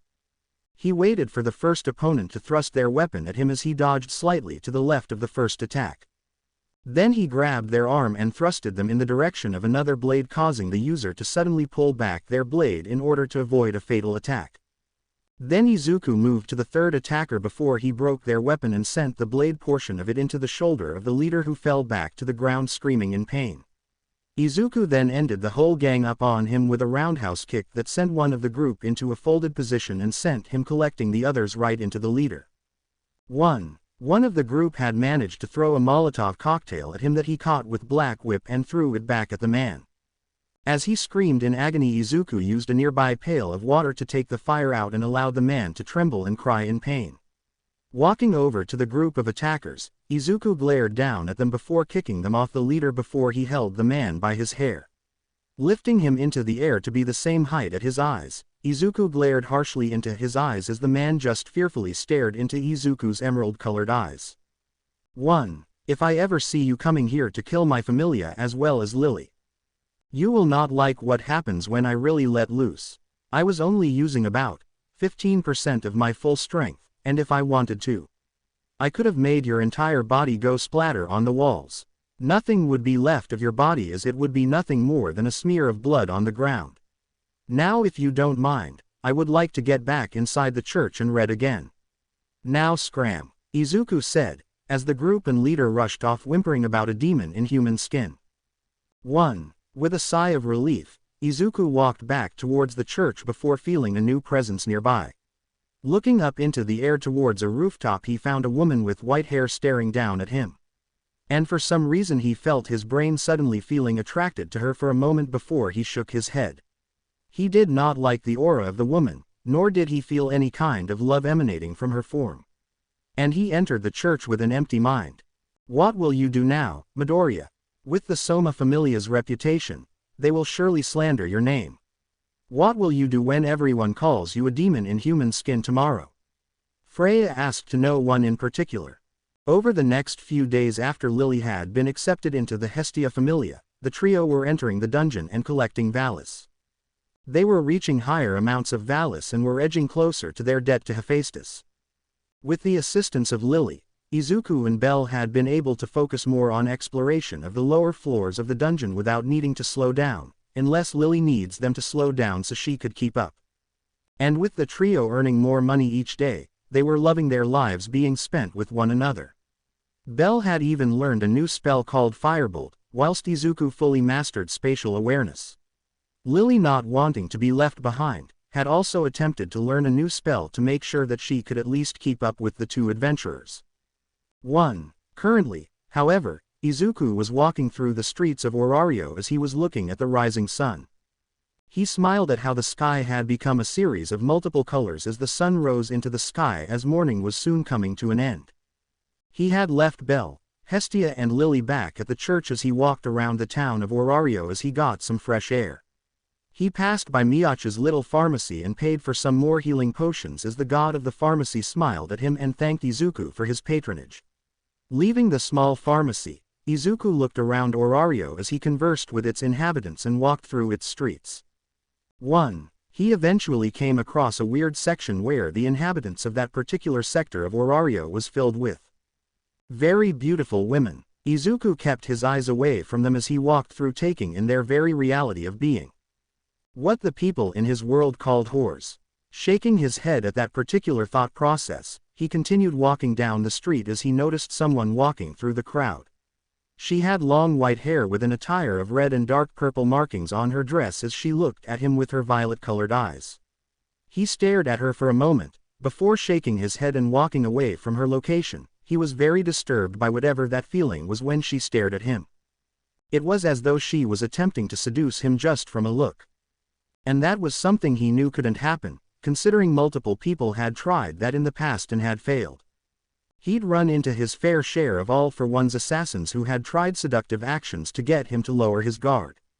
He still managed to break out of their seductive attacks and defeated them without any kind of issue. What that woman was doing, however, it seemed as though she was trying to mind control him through lust. He continued walking out of the district before he looked at the sign telling him it was the entertainment district. He shuddered whilst looking into the place before he left. He was making his way back towards the church where he and the others were staying at when he saw movement in an alley. Walking over towards it slowly, he kept danger sense active as he followed the group through the many alleys as they rushed around Orario. He watched as they ran into people who had money and attempted to rob them of their Valis before he appeared and stopped it from happening each time. He shook his head when they were revealed to be the Soma Familia, and as he continued to follow them, he found their base. As he followed them in the early morning, he soon came across their group preparing for what seemed to be a war. He moved closer to the building as he tried to overhear what they were talking about in terms of their plans. "All right, so you all know the plan?" One of the Familia members of Soma questioned. "Yes, kill the bitches and take Lilaruka back. And make her pay back a debt that is insurmountable," another voice said, as Izuku growled silently behind the wall he hid behind. "Good, now if there is anything else we need to prepare for, go and do it. We will begin our mission at nightfall," the leader of the group said, as Izuku decided now was the time to come out.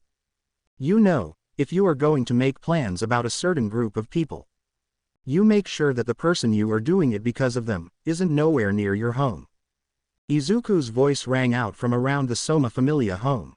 Where are you? I know you're out there." The Familia member who made the plan called out. "I am everywhere and nowhere at the same time. Honestly, I thought that you had the thought process to actually listen to my advice the other day. But it appears as though I was wrong. I am going to make sure that you all are placed in beds for the rest of your life," Izuku's voice said, as he appeared behind one of the Familia members. He grabbed them before moving up towards the ceiling as the man let out a yelp and scream before he silenced them. The other Familia members had run into a huddle formation as they looked at all directions for where Izuku could be. One by one each and every Familia member aside from the god for their Familia were taken down and dealt with. He appeared in front of one of the Familia members as they thrusted their weapon at him as he dodged immediately and punching them in the face. They dropped their sword as Izuku grabbed their face and pulled them into the dark ceiling as they screamed before a crack was heard. As the Familia members were now huddled in a smaller amount of people, they watched as a body fell to the ground not moving. They let out a scream of fear before taking off in all directions as Izuku followed the leader of their Familia. He reached down and grabbed the man by the back of the neck before lifting him into the rafters of the house and slammed a fist into his back, breaking it whilst also snapping the spinal cord. He dropped the man to the ground as he cried out in agony before Izuku did the same to the other members of the Familia. He very well could have killed them. But he wanted them to remember to never mess with his Familia, otherwise they will have to deal with him. He was not as kind as he used to be, and he was no longer worried about dealing out damage that could cripple others. He already learned that mistake from All For One taking control of Shigaraki Tamura's body back in his world. He will not be making that same mistake again in this world. If there is a threat to his Familia, he will not hesitate to end that threat. Although he won't be doing it in the same way as All For One did to his followers as well as those he came across. Once he was finished with those inside the Soma Familia home, Izuku stepped outside of the house as he swiped his hands across one another. Jumping to a rooftop, he rushed away from the scene as a group of other Familias had rushed to the Soma Familia home as they took in the scene of a very crippled home. Izuku could feel bad for them as he heard the screams of agony from the men from where he was located on a rooftop. And he watched as the Familias had then exited the building with blood all over their bodies as they smirked at one another. They even held the head of the god that was within the building in their hand as well as they gloated about how the god didn't even attempt to protect himself. Izuku shook his head. He knew that this was something that happened often in this world of Familias attacking other Familias as they took over. But Izuku was more concerned with the mark on their back. If what he recalled, they were from the Freya Familia. 1. And if he remembered what that woman from before was, her aura was similar to the woman he saw on the rooftop that one day he walked through the crowds a few weeks back. Leaving the place, Izuku rushed back to the church before it became night once again as he thought about how he kept Hestia, Belle and Lily safe from the Soma Familia. He shook his head as he rushed back in order to be home before the trio woke up from their slumber to see him already gone. He landed in front of the church as he walked into a nearby room to find the trio of girls sleeping on the bed that Hestia was able to buy. He pulled the blanket that had fallen off the trio of girls back over them as they snuggled to one another. Izuku then sat on the ground before he reached over and patted Lily's head, causing her to purr slightly and lean into his palm. Letting out a sigh, Izuku fell asleep on the wall as he felt the sweet release of dreams take over his vision. Izuku woke up the next morning as he noticed that Belle was completely absent from the church. And as he leaves the building, he walked through the streets of Orario before he finds her walking towards May's workshop. He rushed after Belle as he and the girl entered the forge as she noticed his presence and smiled at him. Entering the forge, they had noticed that someone new was helping her. Izuku smiled as May was telling the new guy about how to create the weapons she usually makes and without as many explosions as she had done in the past. For the last time, red hair. You need to combine that with the ore that I had collected from the dungeon. May said, exasperated. And for the last time, and for the last few hours, you can't combine a loot drop from a monster with the ore that the dungeon gives. They will not combine in the way that you think. The new guy said, as he threw his arms in the air. I never think about the idea that a monster loot drop will not combine with an ore from the dungeon. I will make anything work no matter what. Haven't you heard me say plus ultra? Quote. May said, cackling. Hatsume, I can't tell you this enough. But that is literally impossible. The guy said, as Izuku coughed. Ahem, I know that you two are talking about blacksmithing stuff, but I need you to make me and Belle a new set of gear, Hatsume-san. Izuku said, as the new guy nodded. Alright, what are we going to make for you two this time? May asked, hopping. I would like to have a few sets of armor and guards for my joints. Belle said, as May nodded as the new guy went to build them. What about you, Izu-kun? May asked, happily. Personally, I would like to have a second weapon in case I lose these. Izuku said, revealing his chained blades. It will be a bit of time before I make a weapon based off our history. But it's nothing that I can't handle. May said, moving to work. What's your name? Belle asked, the red-haired young man. Oh, The name's Welf Krazo. But you can just call me Welf. I am not a guy who likes formal speaking, especially those from the Far East. Welf said, as he smiled at the two. Well, nice to meet you, Welf-san. I'm Bell Cronell and this is Izuku Midoriya. Bell said, as Welf looked at him. You look like a super tough dude. If you need anything from me, just know that I can help out in the dungeon as well. Welf said, holding out a hand. I wouldn't have it any other way, Welf-san. Izuku said, smiling as an aura of manliness surrounded the two. The two shook their hands, a new bond of manliness forming between the two as Bell stared at the weird aura of the two. What the fuck was that? Bell thought to herself. 2. As the two left the building they thought about gathering some ore and other supplies for May and Welf to make more items in the future. And as they walked down the road, they ran into Lily looking at the destroyed and burning building that had once belonged to the Soma Familia. The events from the previous night had burned into Izuku's mind once again as he thought about what happened to that familia as well as their god who they supported. He cringed slightly before he walked over to Lily, unaware as to Bell who was looking at him weirdly when he cringed. Lily, are you all right? Izuku asked, walking up to the short girl. All right. My entire previous familia was completely and utterly annihilated. The previous god who I supported and was supported by was killed, and I can only see their dead corpses on the ground. To be honest with myself, I don't know if I should be happy that they're all dead, aside from Soma himself, or to be angry about who did it. Lily said, as she felt tears running down her face.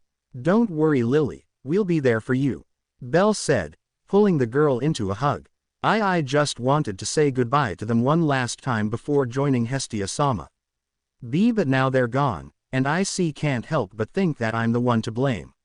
Lily said, as she pulled a hand closer to her face sobbing. Izuku went a step closer to the grieving girl before he noticed a small ping of danger sense coming from behind himself. Turning his head to look in the direction of who was causing danger sense to ping for him, he could have sworn that he'd seen a tuft of ash blonde hair move into an alleyway.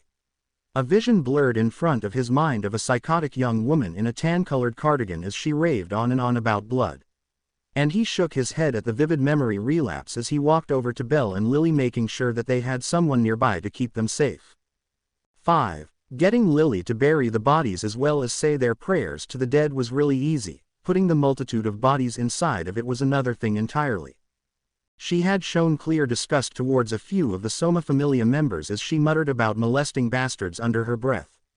Izuku wasn't a fan of her wording, but at the same time, he couldn't really blame her for her foul words towards the specific bodies. He wouldn't be very kind to those who molested him, if they even ever got the chance to do so. If anything, he'd rather die than allow someone else to suffer the same way. When a few hours had passed, the trio had walked over to the dungeon to gather some small amount of money. Considering they spent most of their day burying the dead for the Soma Familia, and as the day went on with the trio collecting magic stones, he could hear voices speaking to him. Useless. Deku. Good for nothing. If you think I can stab him with my quirk hard enough that he'll scar. If you want a quirk in your next life. 1. Enough of that. I will not be forcing myself to relive those memories. Izuku angrily thought to himself. Izuku, are you all right? You're sweating quite a bit. And you never do that on the first floor of the dungeon. Bell asked, worriedly. I'm fine. Just some bad memories spiking up for some reason. I will tell you both about them soon, just now isn't the best time. Izuku said, as Bell and Lily stared at him for a moment before nodding. Walking through the dungeon, the trio were about to exit the dungeon itself before they noticed the time. It appears as though they were about to not make the time schedule for leaving the dungeon in time. Rushing through the door of the dungeon, they were almost locked inside of it for the evening shuddering at the last time that happened. Izuku though let the two move forward further ahead so that they wouldn't pay attention to what he was doing. He stared at the door as another voice came back to haunt him from the land of the dead, a specific one he remembered taking out a few weeks before the Soma Familia had been killed. 5. Please. Don't let me die. I don't want to die. I take back everything I said about Liluka. I will make sure that I never do this again. Please don't go. I don't want to be alone. Izuku grit his teeth as he stared at the blood stain that was on the ground from the door to the dungeon. Turning around, he walked towards the two girls who were staring at him with concerned expressions as he caught up with them. He began a new conversation with the two of them as they immediately caught on to what he was talking about and put in their opinions. Although a part of Izuku's mind had been stuck on the final words of the guy before he'd left him inside the dungeon to rot and die. I don't want to be alone. That is the last thing I had ever thought someone who was a greedy man would say. I never saw his family arrive to the scene of his death. But that doesn't mean that those within the Soma Familia were his family. Izuku thought as the trio entered the guild. You almost missed your time to escape the dungeon again. Why are you guys like this? The receptionist at the counter asked, with a pout. Sorry Luna-san, we are just getting distracted lately, Midoriya-kun, so much more than usual. Belle said, apologizing. Don't worry about it, it's not like it'll ever happen to your little group. Anyway, you should all be getting around 1,500 valis each. Have a wonderful evening, Luna said, as she bade them farewell. Walking through the streets once again, the trio entered the shop to find Welf and May at their little argument again. This time, however, May was attempting to combine a minotaur tooth to a chest plate armor piece as Welf looked so done with his life. He noticed their presence as he smiled at the trio as Lily delivered some ores and monster loot as he thanked them for their service. Are you without a familia, Welf-san? Izuku asked, as Welf stared at him. You know what, I am. How did you know? Welf asked, smirking. I was just asking.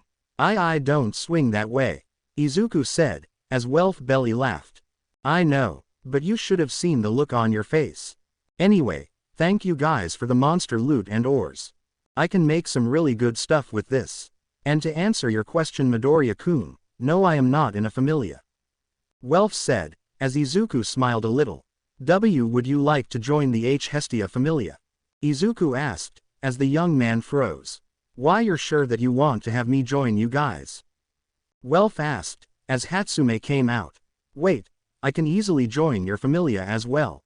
She asked ridiculously. Well, yeah, I never asked you since I thought you were married to your work ethic. Izuku said, as May just stared at him for a moment. Well, you are right about that. But I would love to join your familia, Izuku. What about you, red hair? Are you wanting to join? May asked. Well, I wouldn't be opposed to it. Who do you have to work with?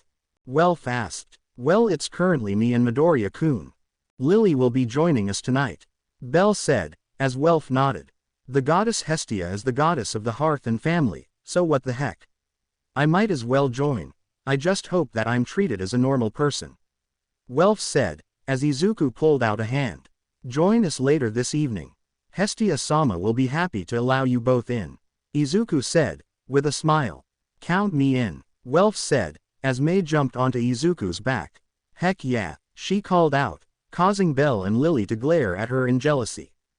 10 On another rooftop nearby, a specific goddess was glaring at the trio of women with a very angry glare. And she was not really liking how close the dreadlock-haired girl was pushing herself onto the boy's back. I will get you to join my familia soon enough, Izuku Midoriya. I might allow your little girlfriend of Belcranel to join as well. Whilst I'm at it, Freya said, licking her lips. Shit, did I leave the stove on? Freya questioned herself before disappearing in a small magic circle. Izuku and the others had arrived at the church where Hestia was waiting for their day to end. What she wasn't prepared for, however, was the new additions of May and Welf. She cried tears of joy at the prospect of earning 2 new familia members as she began the ritual to make sure that they join her familia. With that going through, Lily had already been turned into a Hestia familia member the previous night, so the trio had walked to the back of the church. Izuku was sitting at a small desk as he wrote something down in a notebook as Belle and Lily noticed him being very focused on his task. Walking over to him, they looked over his shoulder as they watched what he was doing on the small notebook paper. They were surprised to find out that Izuku was actually drawing them when they were in their battle gear. For the first drawing pictured Belle in her armored appearance inside the dungeon. She was wearing a small amount of armor on her chest and arms, especially showing the small sheath for her knife she aptly named the Hestia knife. Her armor was on the ground, having been broken off her chest and arms, the only thing protecting her left wrist being the small green metallic sheath. her black cloak-like shirt billowing in the wind as she held a longsword in one hand to her right as it was pulled back, whilst the Hestia knife was in her left hand in a sideways hold. She still had her knee guards on over her black pants as she glared at whoever was looking at her on the other side of the image. Belle also took notice of how Izuku had drawn some flames around her form as it made her look even more badass than she really was depicted in the drawing. And once Izuku was finished with that image, he moved on to Lily's own image as it showed her in a happy expression on her face staring at Belle in the background. In this image it portrayed the two standing near the Tower of Babel, and she was holding an arm in the air as she smiled at the person outside of the portrait. She was wearing a large white cloak with a hood that covered most of her dark brown hair that was shown to be a bright red in the sunlight. Her very large bag of supplies on her back as her ears were hidden underneath the hood where nobody could see them. The cloak left nothing to the imagination in terms of her chest as it protruded a little bit, showing that she had a small but nice bust size. Lily, when seeing this, was surprised to see that the background was of Orario with the sun setting in the background. The two were about to interrupt Izuku when they saw him flip the page to show Mei and Welf inside their forge working on their next forged weapon armor. Mei was seen with her arms in the air, a wide open smile as she seemingly cackled out to the heavens, whilst Welf, who was in the background, was shown to be smiling softly at a new weapon. It was a small knife that was red in color as well as made from the minotaur that both she and Izuku had defeated about 2 weeks ago. Both were drawn with such efficiency that Belle and Lily just continued to watch as Izuku drew each person with terrifying accuracy. But then came the final person in their familia that he had shown to them unconsciously. Hestia. She was shown to be in her normal fit of clothing, but instead of the white short dress with frills, she was wearing a white sundress with a small straw hat on top. A light blue sash moving across her chest as it flew in the wind around her before they saw the look in the goddess's eyes. They were shown with such extreme happiness, they were unaware of the fact that Izuku was drawing the rest of their familia around her with smiles on their faces. Belle and Lily just smiled at the drawing as they continued to watch Izuku draw more and more pictures that seemed to be lifelike.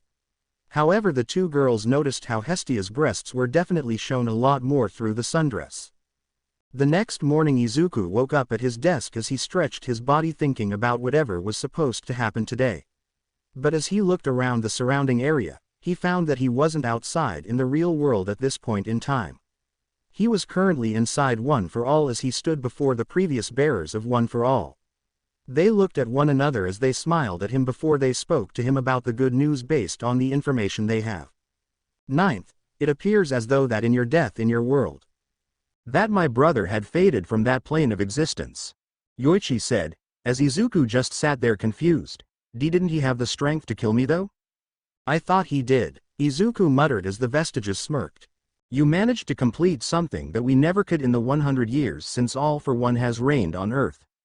You had defeated our enemy and kept him from surviving. The damage you dealt to him was so much that his body couldn't recover fast enough to regenerate.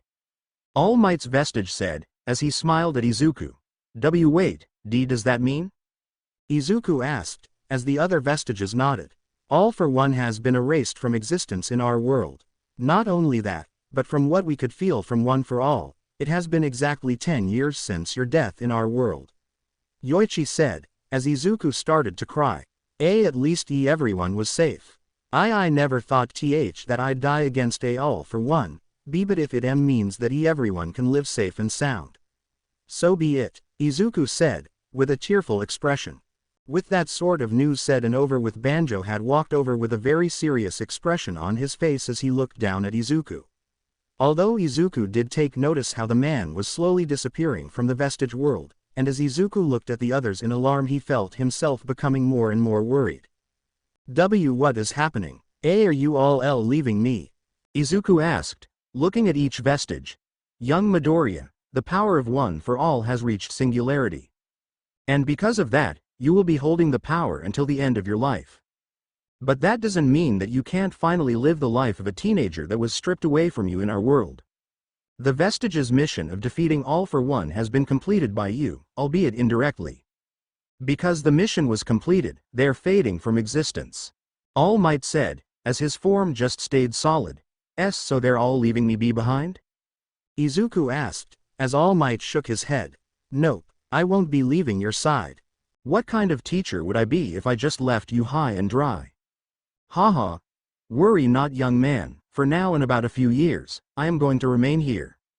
All Might said, as he flexed his arms. Our mission is complete, but your new life is just beginning.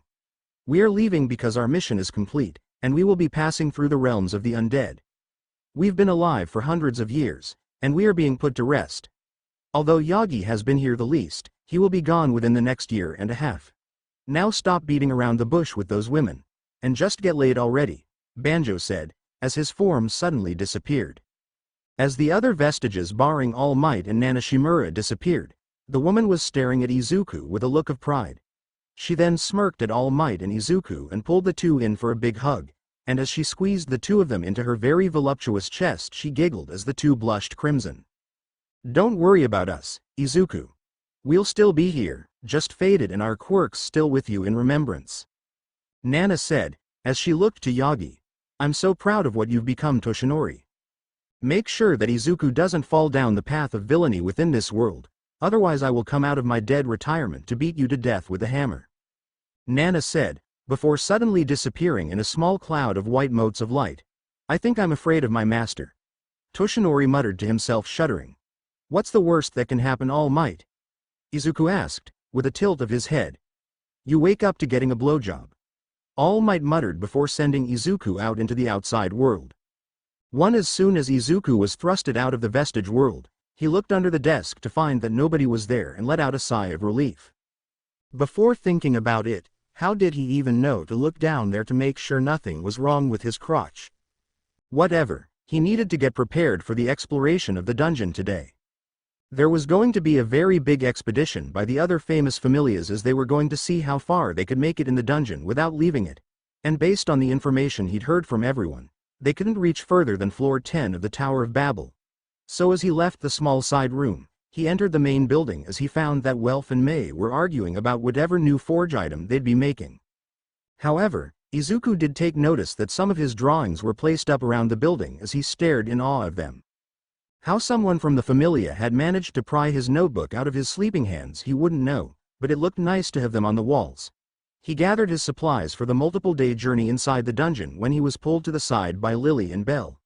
He was confused by what the two wanted from him before he saw their pouts, and as he was about to ask what was wrong, they showed him the picture of Hestia as they pointed at her chest. Any reason why you are drawing Hestia-sama's breasts this large? Belle asked, with a somewhat smug smirk on her face. I just drew them from what I thought they were. If I got their size wrong, I'm sorry, I'm not much of someone who draws the chest sizes of random people. Izuku said, shuffling his feet. Don't worry, you didn't get her measurements wrong. I'm just mad that you drew them so perfectly, meanwhile you made me look like I'm flat. Belle said, as she pointed at her own breasts as a reference. Why are you trying to get me to look at your chest? Izuku asked, blushing madly, because she was wanting you to get a good look at them. She's mad that you didn't make her breasts look quite as good as ours. Lily explained as Izuku stared at her. Why, you saw me drawing last night? Izuku asked, as both girls nodded. Why did you make my chest smaller than Lily's? Belle asked, as she comically threw her arms around in the air. In the pose it would be very hard to depict your breasts in that form.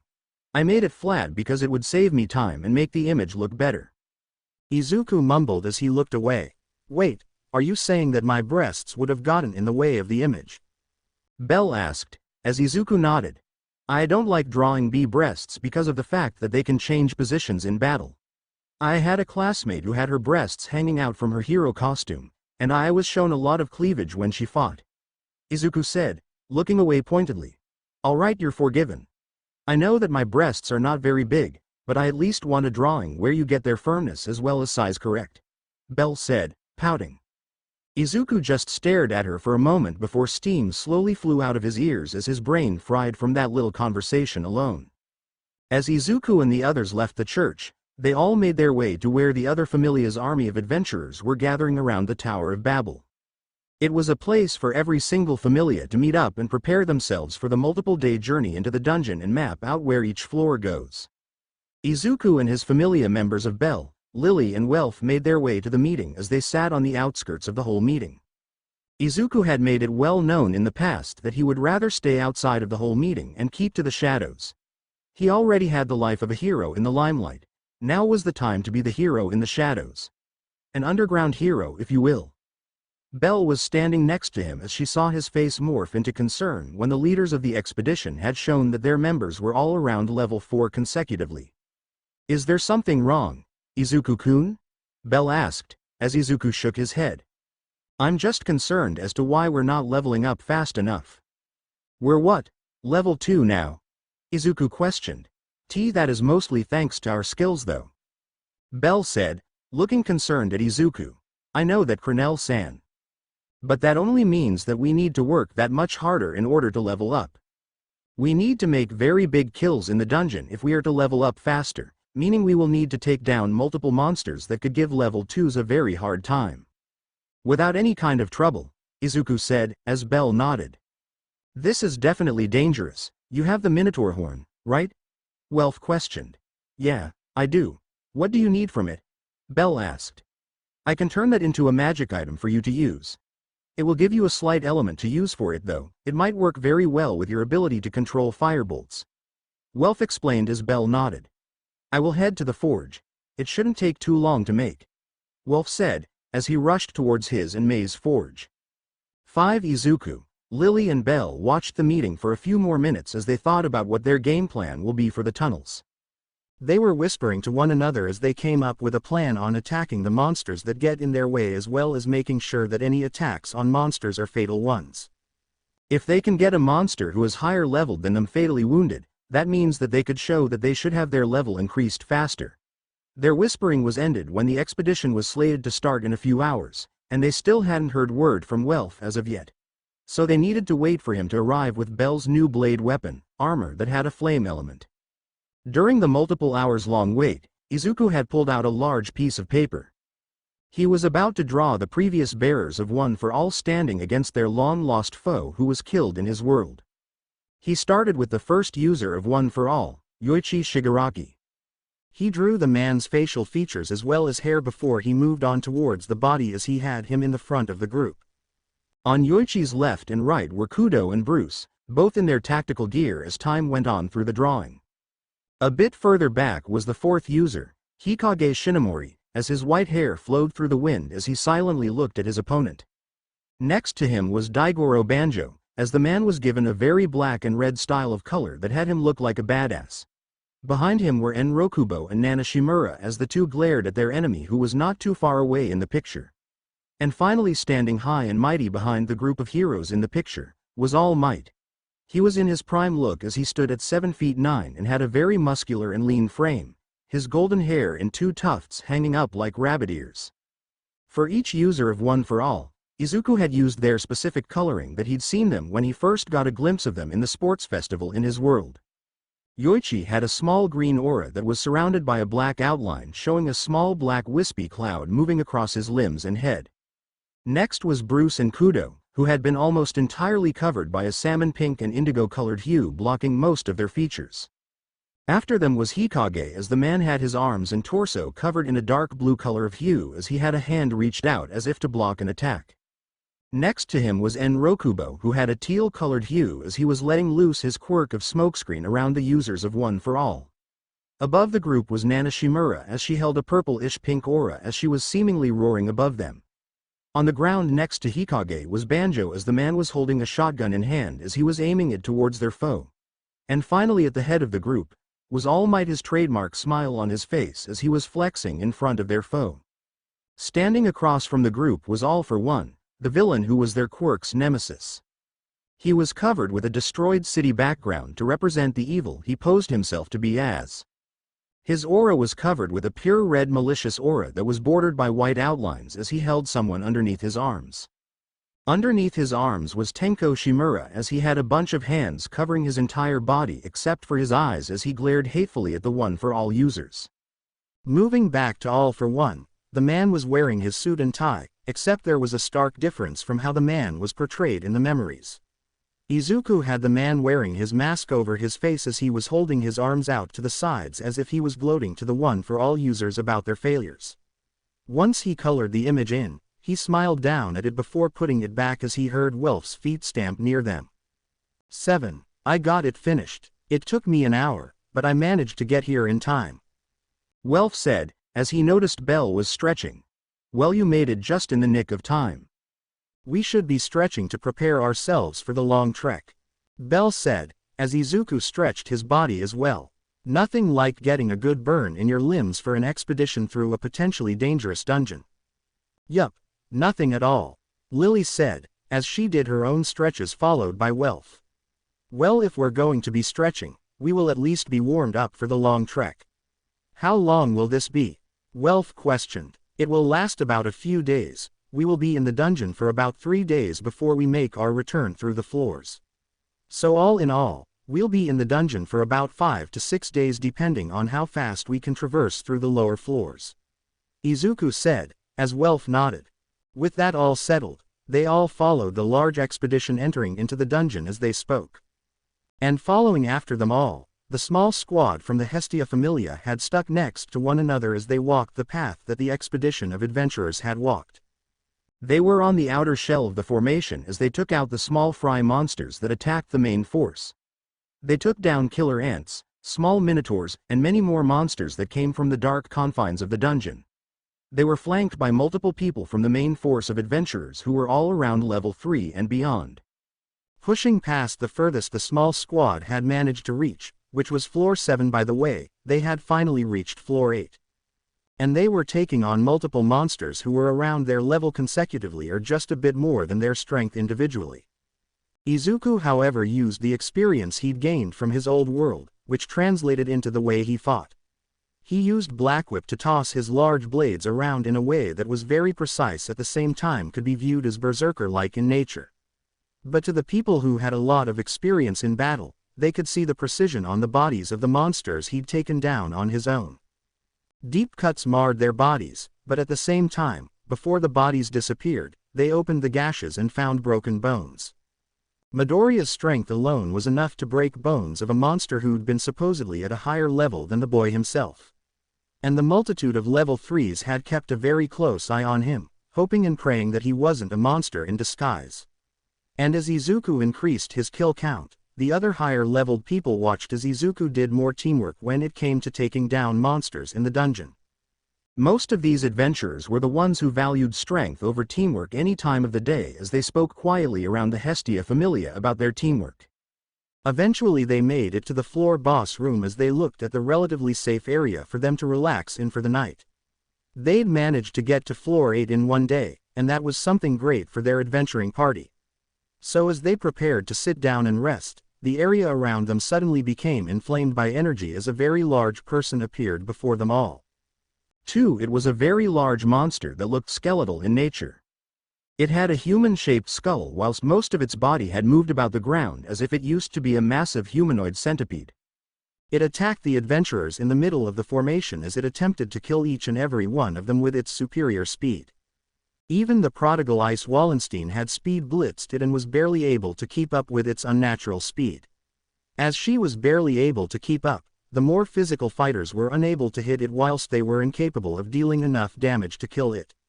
But as they were all struggling to keep up with it, a green blur of movement caused them all to stop what they were doing, including Ice, as they watched the blur manage to slam a kick into its spinal column. One staring in shock and slight concern, they watched as the green blur was shown to them fully as he wore some weird costume. It was green all over his body as he stood just shorter than Ice as she merely stood a couple inches above him. The bunny ears on top of his head made them think he was an anthropomorphic human who could use their mutations to increase their overall speed. But they'd never seen one wearing the clothes and armor they're seeing now. And within mere minutes the young man had managed to bring the monster down with his black tendrils as well as multiple times he'd disappeared from sight and reappeared hitting the monster faster than anyone could perceive. With Izuku, he was concerned with how the monster of this level was able to reach their party so quickly. But since he was fighting opponents with higher speed than this monster in his world, he was more concerned with taking it down fast enough so Belle and his familia wouldn't get wiped out. They were definitely not prepared for an opponent such as this, and he was kind of glad for his presence being here.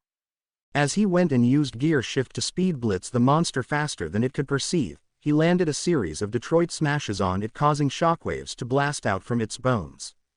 And within literally seconds, the entire monster suddenly crumbled to the ground as Izuku landed with a small grunt.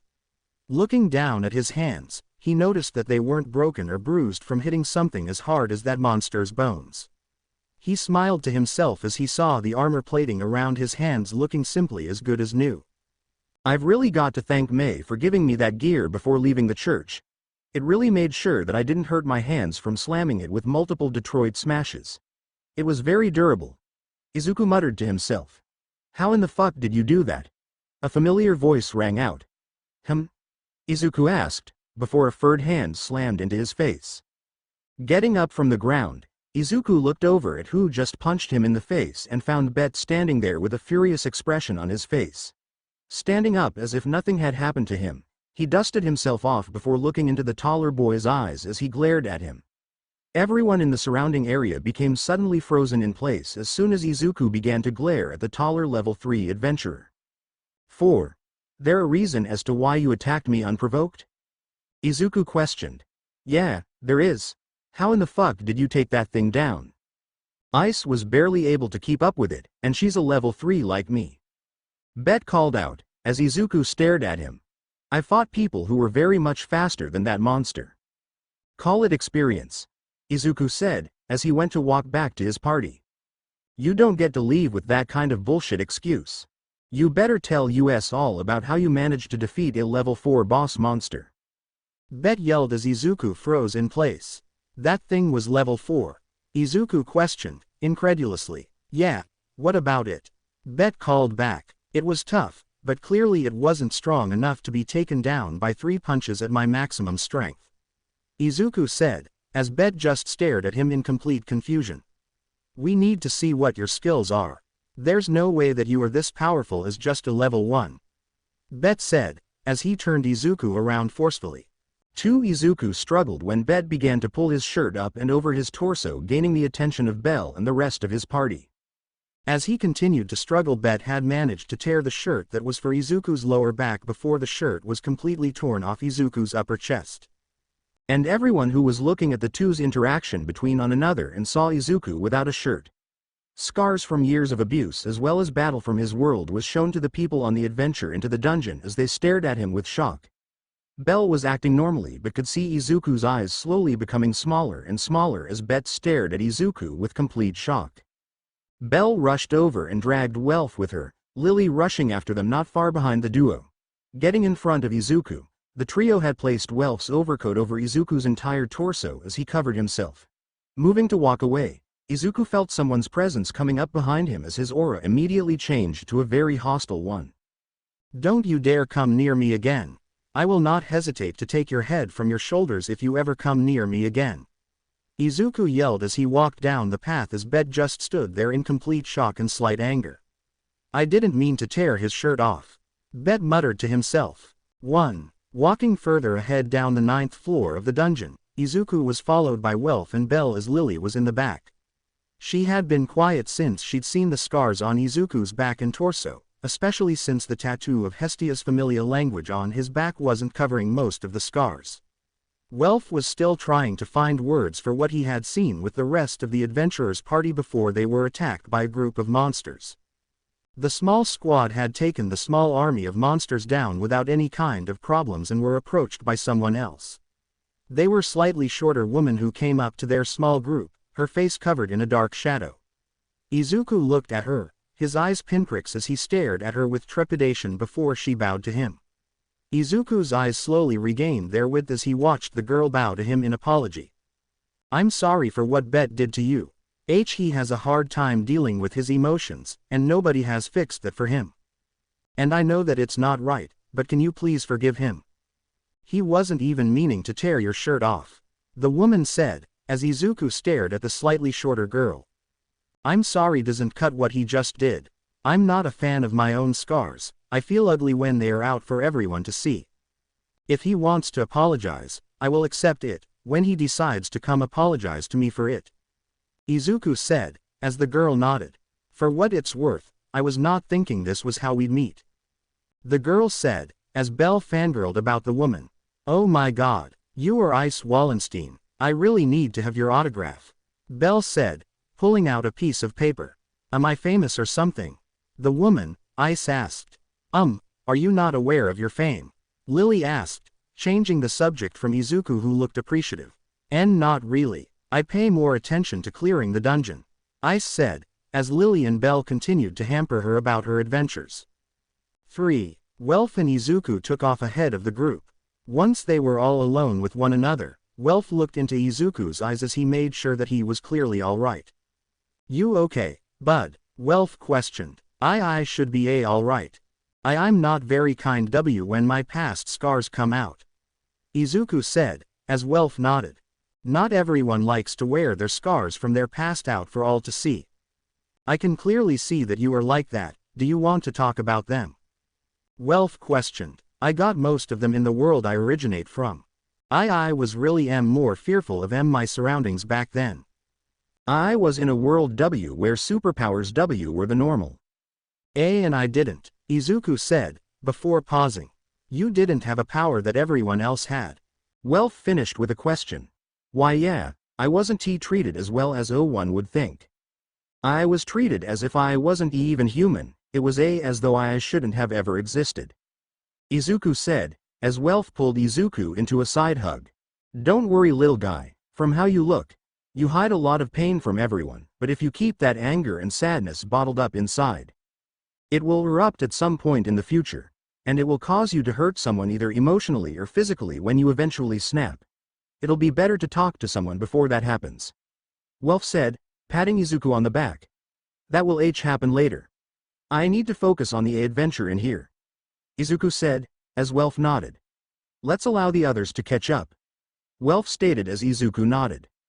Back in Orario, Hestia is seen working at Hephaestus' shop as she is cleaning the place up, and the goddess is becoming more and more worried for her familia members inside the dungeon. She hadn't seen them in about a few days and was beginning to think that they'd become wiped out inside the dungeon itself. She knew that she shouldn't think like that, because at the end of the day, they were all very strong because of the training Izuku had taken them on. Hestia, are you feeling a little under the weather? Hephaestus asked, concerned. No, just worried about my familia. Hestia said, getting back to cleaning up the shop. Hey, don't worry about them. That boy with the green hair, Midoriya was it? He's strong enough to protect them all, Hephaestus said, as Hestia sighed. I know that, but I still can't help but think about what could possibly happen to them. The dungeon is a very scary place, not to mention that people get killed in there all the time. Hestia said, trying to tell Hephaestus about her worries. I would say to stop worrying too much, but I know that you can't. This is your first familia after all. Hephaestus said, with a sigh. I'm sorry if I'm not working as well as I normally am. Hestia said, with a gloomy aura around herself. I think you should take the next few days off, Hestia. Hephaestus said, as Hestia perked up. Really? She questioned. Yes, you're clearly experiencing separation anxiety because of the time frame they've been gone. Just go home for a few days and spend some time with Hatsume. Hephaestus said, as Hestia froze for a moment. You know Hatsume? She asked, curious. Know her? She blew up my forge at least 25 times when I first made her a part of my familia. She's got spunk, that kid, but it's too much for me and my familia to handle, not to mention the cost of getting a new forge created. Hephaestus said, as she quite literally tossed Hestia out of her shop. Entering the church, Hestia looked at the walls inside the place. She found images that Izuku had made during the time that he was living there with her and Belle. Hestia couldn't help but smile forlornly at how she couldn't help but feel as though she missed his presence. She wanted him to be asleep right next to her and Belle again so she could feel him up and. Get your head out of the gutter. Hestia suddenly screamed, causing May to enter the room with her. You alright? She asked, confused. No, Jay, just talking to myself. Hestia said as May happily re-entered the forge. I swear I need to make sure that we have a workshop outside of our church. Hestia said, as she sat down on the couch. She pulled the parchment that had Izuku's information on it. Staring down at the information on it, she couldn't stop herself from thinking back to when she first found him. The day that he appeared in her world and was looking so horrible that she thought that he'd be a cripple for the rest of his life. Thank Miyach that his high-grade potions were able to regenerate the boy's wrists and hands back onto his arms. It would have been horrifying to find a Familia member who had been a cripple at the age of 16. She shook her head before looking out the window nearby as she saw the moon slowly coming high in the sky, signaling that the day was ending. Day 4 and the adventuring party still hasn't come back from their adventure, and Hestia was beginning to become restless. She laid down on the couch as she slowly felt sleep take over her mind as she went to bed for the night. Tomorrow was another day after all. When she woke up the next morning, she was really missing the warmth that Izuku brought her every day that he was living with them. As she got up with her hair standing up at all ends, making it look like she had a very fun night, she walked into the bathroom to clean herself. Upon entering the bathroom, she found Mei sitting in the bathtub cleaning her body as she let out a massive sigh of relief. "Long night?" Hestia asked, as Mei happily nodded. "Yeah, I was building some new gear for the Familia. But I couldn't figure out which one would appreciate certain things more, so I made enough for everyone," Mei said, as she scrubbed her dreadlock hair. "I can see you doing that, so is there any news about the adventuring party that went into the dungeon?" Hestia asked, as she climbed into the bath. "Well, from what I heard from the guild, the adventuring party should be returning by tomorrow if they make their movements to come back perfectly," Mei said, with a smirk on her face. "Niece, I can finally have my warm body pillow back," Hestia said, hearts in her eyes. Mei just stared at Hestia for a moment before shrugging her shoulders. The two continued to clean themselves up as they prepared to enter the town and see if they could get some new members into the Familia. Although it'd be Hestia doing the searching and Mei working in the workshop again, she really needed to put a time for Mei to be working and getting sleep. Hestia ultimately left Mei to her own devices as she walked into the streets of Orario. She was in search of those who were barely able to survive on their own and searched for those willing to join her Familia. And after a few hours of no luck, she came across someone who was looking worse for wear. The person was surprisingly female as she was struggling to hold herself back from doing something harsh based on her body language. Walking forwards with determination, Hestia stood before the person who leaned against the wall of the building they stood outside of. When she got close to the girl, she took in the young girl's appearance and found ash-blonde colored hair with golden slitted eyes.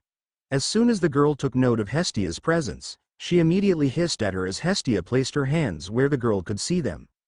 Hey, I know that me coming to you is probably not a good idea.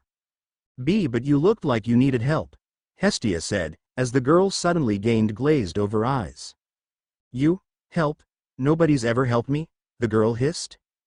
"Hey, I'm not like everyone else who didn't help you. I just want to see if I can gain your trust and help you out of your homeless situation. And if anything, I'd get a Familia member out of it," Hestia said, as the girl stared at her. "Who are you? Where am I? And where is Shigaraki in the lead?" the girl asked, concern written all over her face. "I'm sorry, but I don't know anything about this league, or Shigaraki guy. But I know someone who can tell you where you are right now," Hestia said, as the blonde girl's eyes widened. "Who?" she asked, holding Hestia's shoulders. If Hestia was scared about being killed by this girl, she was definitely now, as it wasn't shown on her face before. This girl's movements were far too quiet and her godly powers didn't even register the girl even moving her hands to her shoulders. Taking in a deep breath, Hestia spoke to the girl in question. "My name is Hestia, and I am the goddess of the hearth. Welcome to Orario, and the person I can immediately tell you can inform you as to where you are exactly.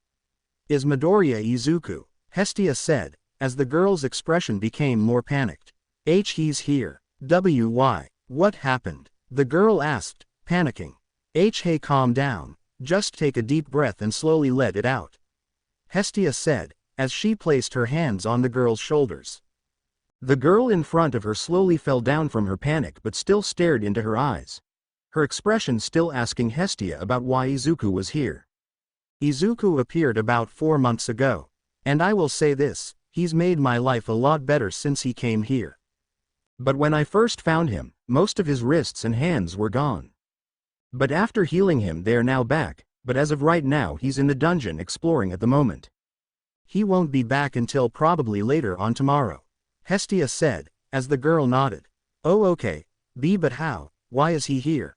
the girl asked. "I don't know how he came here," He hasn't told me how that happened as of yet, but from what I know, he appeared in a white beam of light from the sky. And as for why he's here, I have reason to believe that the world he originated from, he was killed. Hestia said, with a very disgusted expression on her face.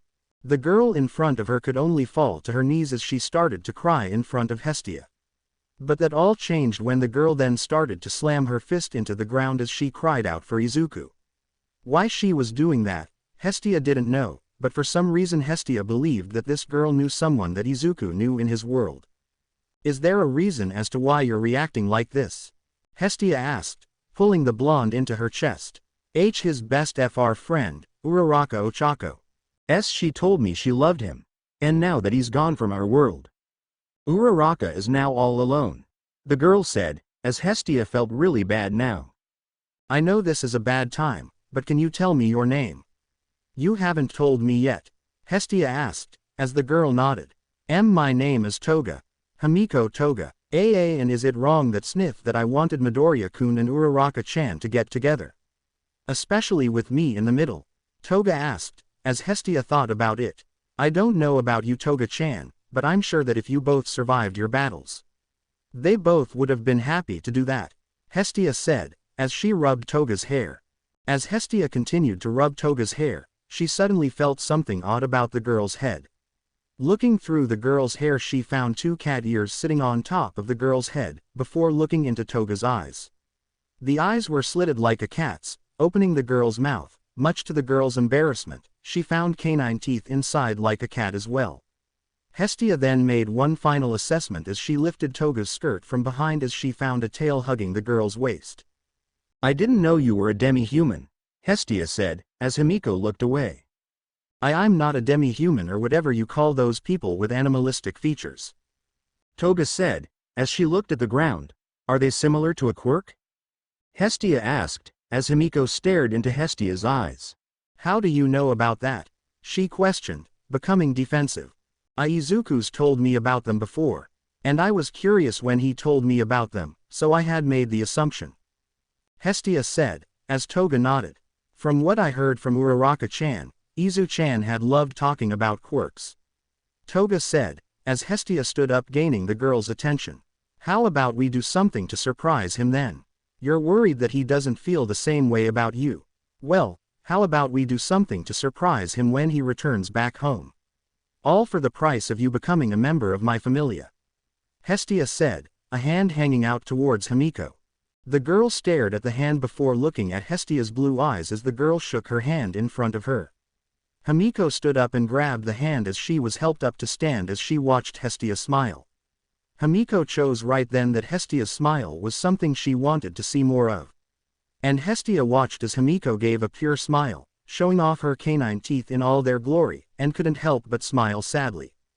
Welcome to the Hestia Familia, Toga Himiko-chan, Hestia said, pulling the girl into a hug. Izuku and the rest of the exploration party within the dungeon were making their way back from clearing the darkest depths of the dungeon as a whole.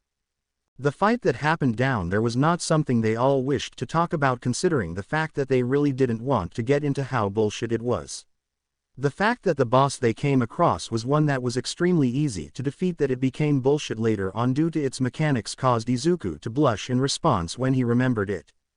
I can't believe that I fell for something that simple. Izuku groaned as the girls and Welf giggled beside him. It's not our fault that the monster became effeminate in order to catch most of the guys off guard, Lily said, as she giggled. Yeah, but at the same time you all didn't inform me about what was happening until it was already too late, Izuku griped as Welf chuckled. Well, at least we don't have to do another exploration into the dungeon until later on next year. This place is one of the most dangerous dungeons in the world. Not only that, but I've heard that some gods and goddesses had entered the dungeon and were killed by the monsters because of their presences being felt, Welf supplied as Izuku shook his head. As the group made it to the 5th floor and beyond, the entire exploration party had decided to split up in a bid so that nobody got confused with their familias returning home. Izuku and the others came out first a few hours later when they trudged out of the dungeon's entrance. Everyone was worse for wear, although if one would look at the men, they would notice some strange marks on their bodies. So are we going to talk about what happened in there? Belle asked, looking at Izuku as the boy shuddered.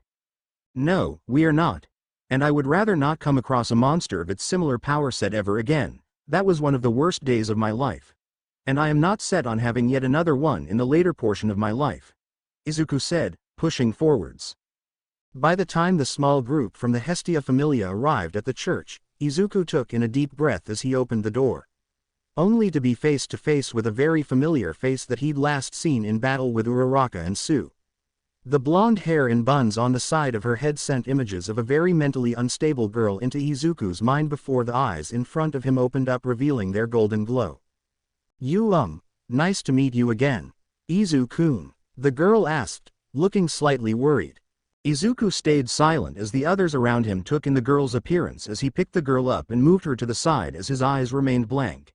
Entering the church, Izuku walked through the place as he found a letter on the door stating that Hestia was going to be talking to Hephaestus in her forge. Eventually Izuku turned around and found the girl standing there as he looked at the others. Make sure that she doesn't leave. I have many questions, but before that, Izuku said, before passing out and falling to the ground behind himself. A few hours later Izuku found himself in the bed with Belle sleeping next to him as he sat upright. Climbing out of the bed and entering the living area, he found the girl he'd saw at the front door of the church sitting on the couch with a very conflicted expression taking over their face. Walking over to her, he sat down next to her as he never looked at her. He knew that if he did, something would spring up in his mind about the girl that he'd felt some kind of connection to. How did you come here, Toga-san? Izuku asked, softly without any malicious intent. I died in my fight against Ochako-chan. I landed an attack that could have been fatal to her in our fight. I ended up giving my life to keep her alive, thinking that you two would have made quite the couple, Toga said, as she smiled at the table in front of her. So, you died as well, Izuku said, with a sigh. Wait, you died? She asked, looking at him. Not exactly. I survived my fight with All for One, but he blasted me with a new quirk that I'd never been informed about. It teleported me here without my arms. Well, from my elbows down at least. Izuku said, as he rubbed his arms. That's just horrible. How did you survive that? She asked, as Izuku chuckled. Kami-sama had saved my life in time. She saw my injured state and took me to a friend, who called another friend of theirs who used a very high-grade healing potion to bring my arms back. Izuku said, as Toga nodded along. Hestia, right? Himiko asked. Yeah. I found her literally a few days later as I was searching for a familia who would be willing to take me. When nobody wanted me, she ran after me as I might have held her to the wall in a cautious way. Izuku said, scratching his cheek. Well, I might have done something similar. But she approached me with far more caution than what she showed you, Himiko said, as Izuku chuckled. I swear that Kami-sama doesn't have a self-preservation instinct in her body. Izuku said, sighing as Himiko chuckled even more. Well, no wonder she got it, she earned it from you. Himiko said, jabbing a bit at his personality. I was forced to be like this, nobody would like the quirkless teenager whilst I grew up. Izuku said, a bit miffed at her comment. I didn't mean anything bad about the comment, Himiko said, looking worried. Don't worry, I don't blame you for it. I've made my peace with my demise at the hands of All for One, from what first told me. All for One is dead back in our world. Izuku said, as Toga nodded. That's good, didn't want to follow that old bastard anyway. I'd much rather follow Shigaraki anyway, Toga said, blanching. I figured that, so now what's on my mind is this. If you're here, doesn't that mean that Tamura is here as well? Izuku asked, as Himiko just shrugged her shoulders. Not that I know of, I hadn't seen him after he began to fight you, Himiko said, as Izuku shook his head. Well, at least you're not murdering people here. That much I appreciate. I never said that I wouldn't be capable of being your friend, Himiko. It's just that I couldn't stand to sit by whilst you hurt others, Izuku said, as Himiko just shook her head. I knew what you were talking about back then. We're fine now. I don't even feel my urges to eat blood anymore, Himiko said, as Izuku looked at her skeptically. What? I'm telling the truth. You've been in the dungeon for what? A few days. I normally can't wait that long for blood, and Hestia found me literally 2 days ago, Himiko said, as Izuku shook his head. Sorry, just bad memories coming up, Izuku said, as Himiko nodded. The two sat in relative silence as Belle came out of the bedroom with a smile on her face as she sat next to the two and pulled them in for a hug. After giving the white-haired girl a reciprocative hug in return, she left in order to talk to her friend, Aina. Izuku moved over to the outside of the building as he began to fix it up. Hestia arrived a few hours later as she saw the building fully renovated. Seeing Izuku, she rushed over and placed the boy's face into her bountiful chest as he swung his arms around in the air behind himself. Hestia spoke about how much she was worried for his safety as well as the safety of the rest of her familia as Izuku spent that time, voice muffled by her breasts, reassuring her that none of her familia died. Belle had even returned as the two girls gave each other a hug and went inside the church to celebrate a journey well done. Izuku meanwhile sat on the rooftop of the church as he calmed down from the whole day of working as well as being smothered in Hestia's chest for a major portion of the day. He was beginning to think the woman really liked placing his head there. Everything was quiet as he stared at the empty sky and looked at the stars as they came into view. He smiled as he watched the moon rise into the sightlines of the sky as he reached a palm into the air as though he were reaching out for the moon itself. Ruar. Boing. What the foo, get your grabby hands away from my chest, you pervert. As soon as that memory came into his mind, he shook it away by shaking his head. Breathing slightly faster because of the memory of being back in the dungeon, Izuku just tried to reason to himself. There was no reason that monster had been able to talk, surely, right? He and all the other adventurers had not heard the monster speak and it was just all a nightmare. Izuku left the church the next morning. He had been thinking a lot about searching for something new to explore. He hadn't checked around Orario for a while and he decided to at least try and see if he could see more of what Orario had to offer. And as he walked around, he found himself smiling at the agriculture of the city as he explored around the city. He met all sorts of people as they happily smiled as they moved along the city towards their daily jobs. He could only smile at those around him as he explored around the place. He was completely unaware of the place he was entering though. As he walked through a certain district of Orario, he couldn't help but notice how the clothes of most of the women were changing. He thought nothing of it as he continued his way through the streets. He gave certain women a small smile as he walked. He was about to leave the whole district when he heard a voice call out to him from behind as he turned around to look at the person. They were wearing a red kimono with white outlines on the edges and they had long blonde hair that was straight. Her eyes were what captivated him as they were a dull green color as she stared at him with slightly panicked eyes. "Is there something wrong, ma'am?" Izuku asked, concerned. "Why did you come here, if you were already going to leave?" the girl asked, looking even more panicked. "I was just exploring more of Orario. I hadn't had the time to do it early on. So I just dedicated today to just exploring around the place, although I have no idea why the women here aren't wearing as much clothes," Izuku said, about to enter a muttering tangent. "If you wish to survive the night per day here, you need to leave this area. The women here are not what you think they are," the girl warned as she stared at him with very wary eyes. "I mean, I was already planning on leaving this area. But are you sure that you don't want to leave as well? You look as though you were asking for it through your body language," Izuku asked, as the girl shook her head. "I'm fine. This is actually where I live. I am Haruhime Sanjuno. It was nice to meet you, sir," the girl, Haruhime, said, as Izuku watched her rush around a corner as fast as she could.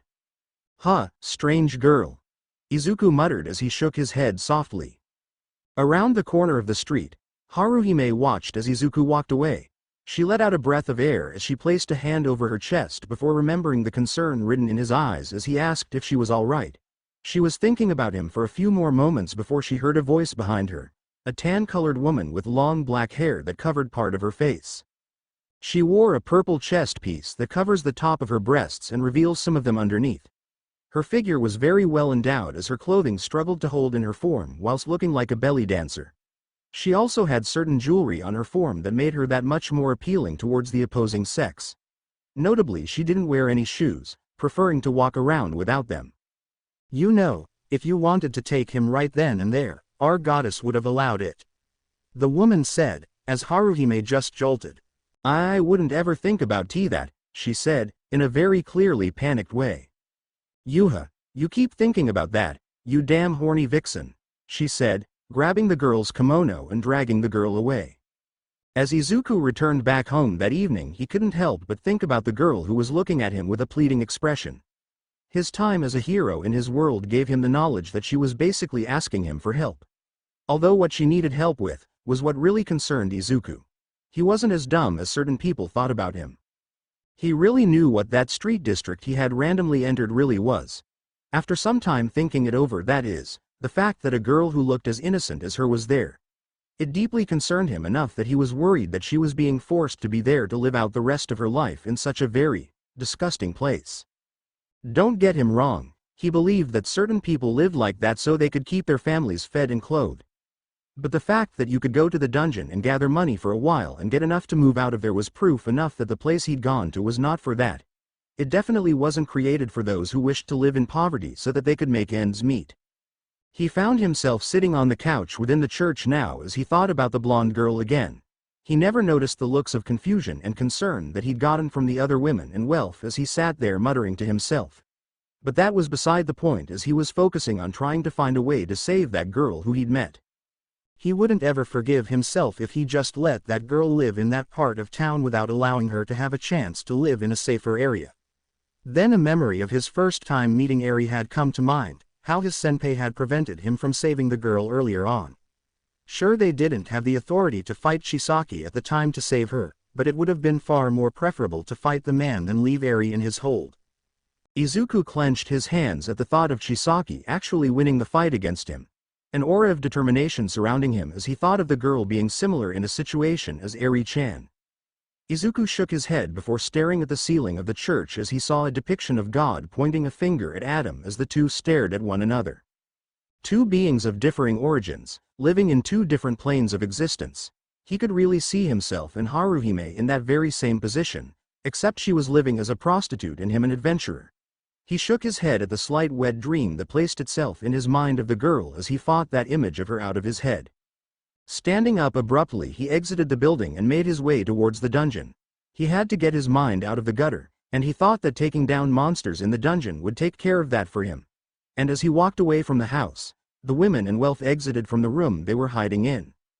So, does anyone know what the hell he was thinking about? Hestia asked, curiously.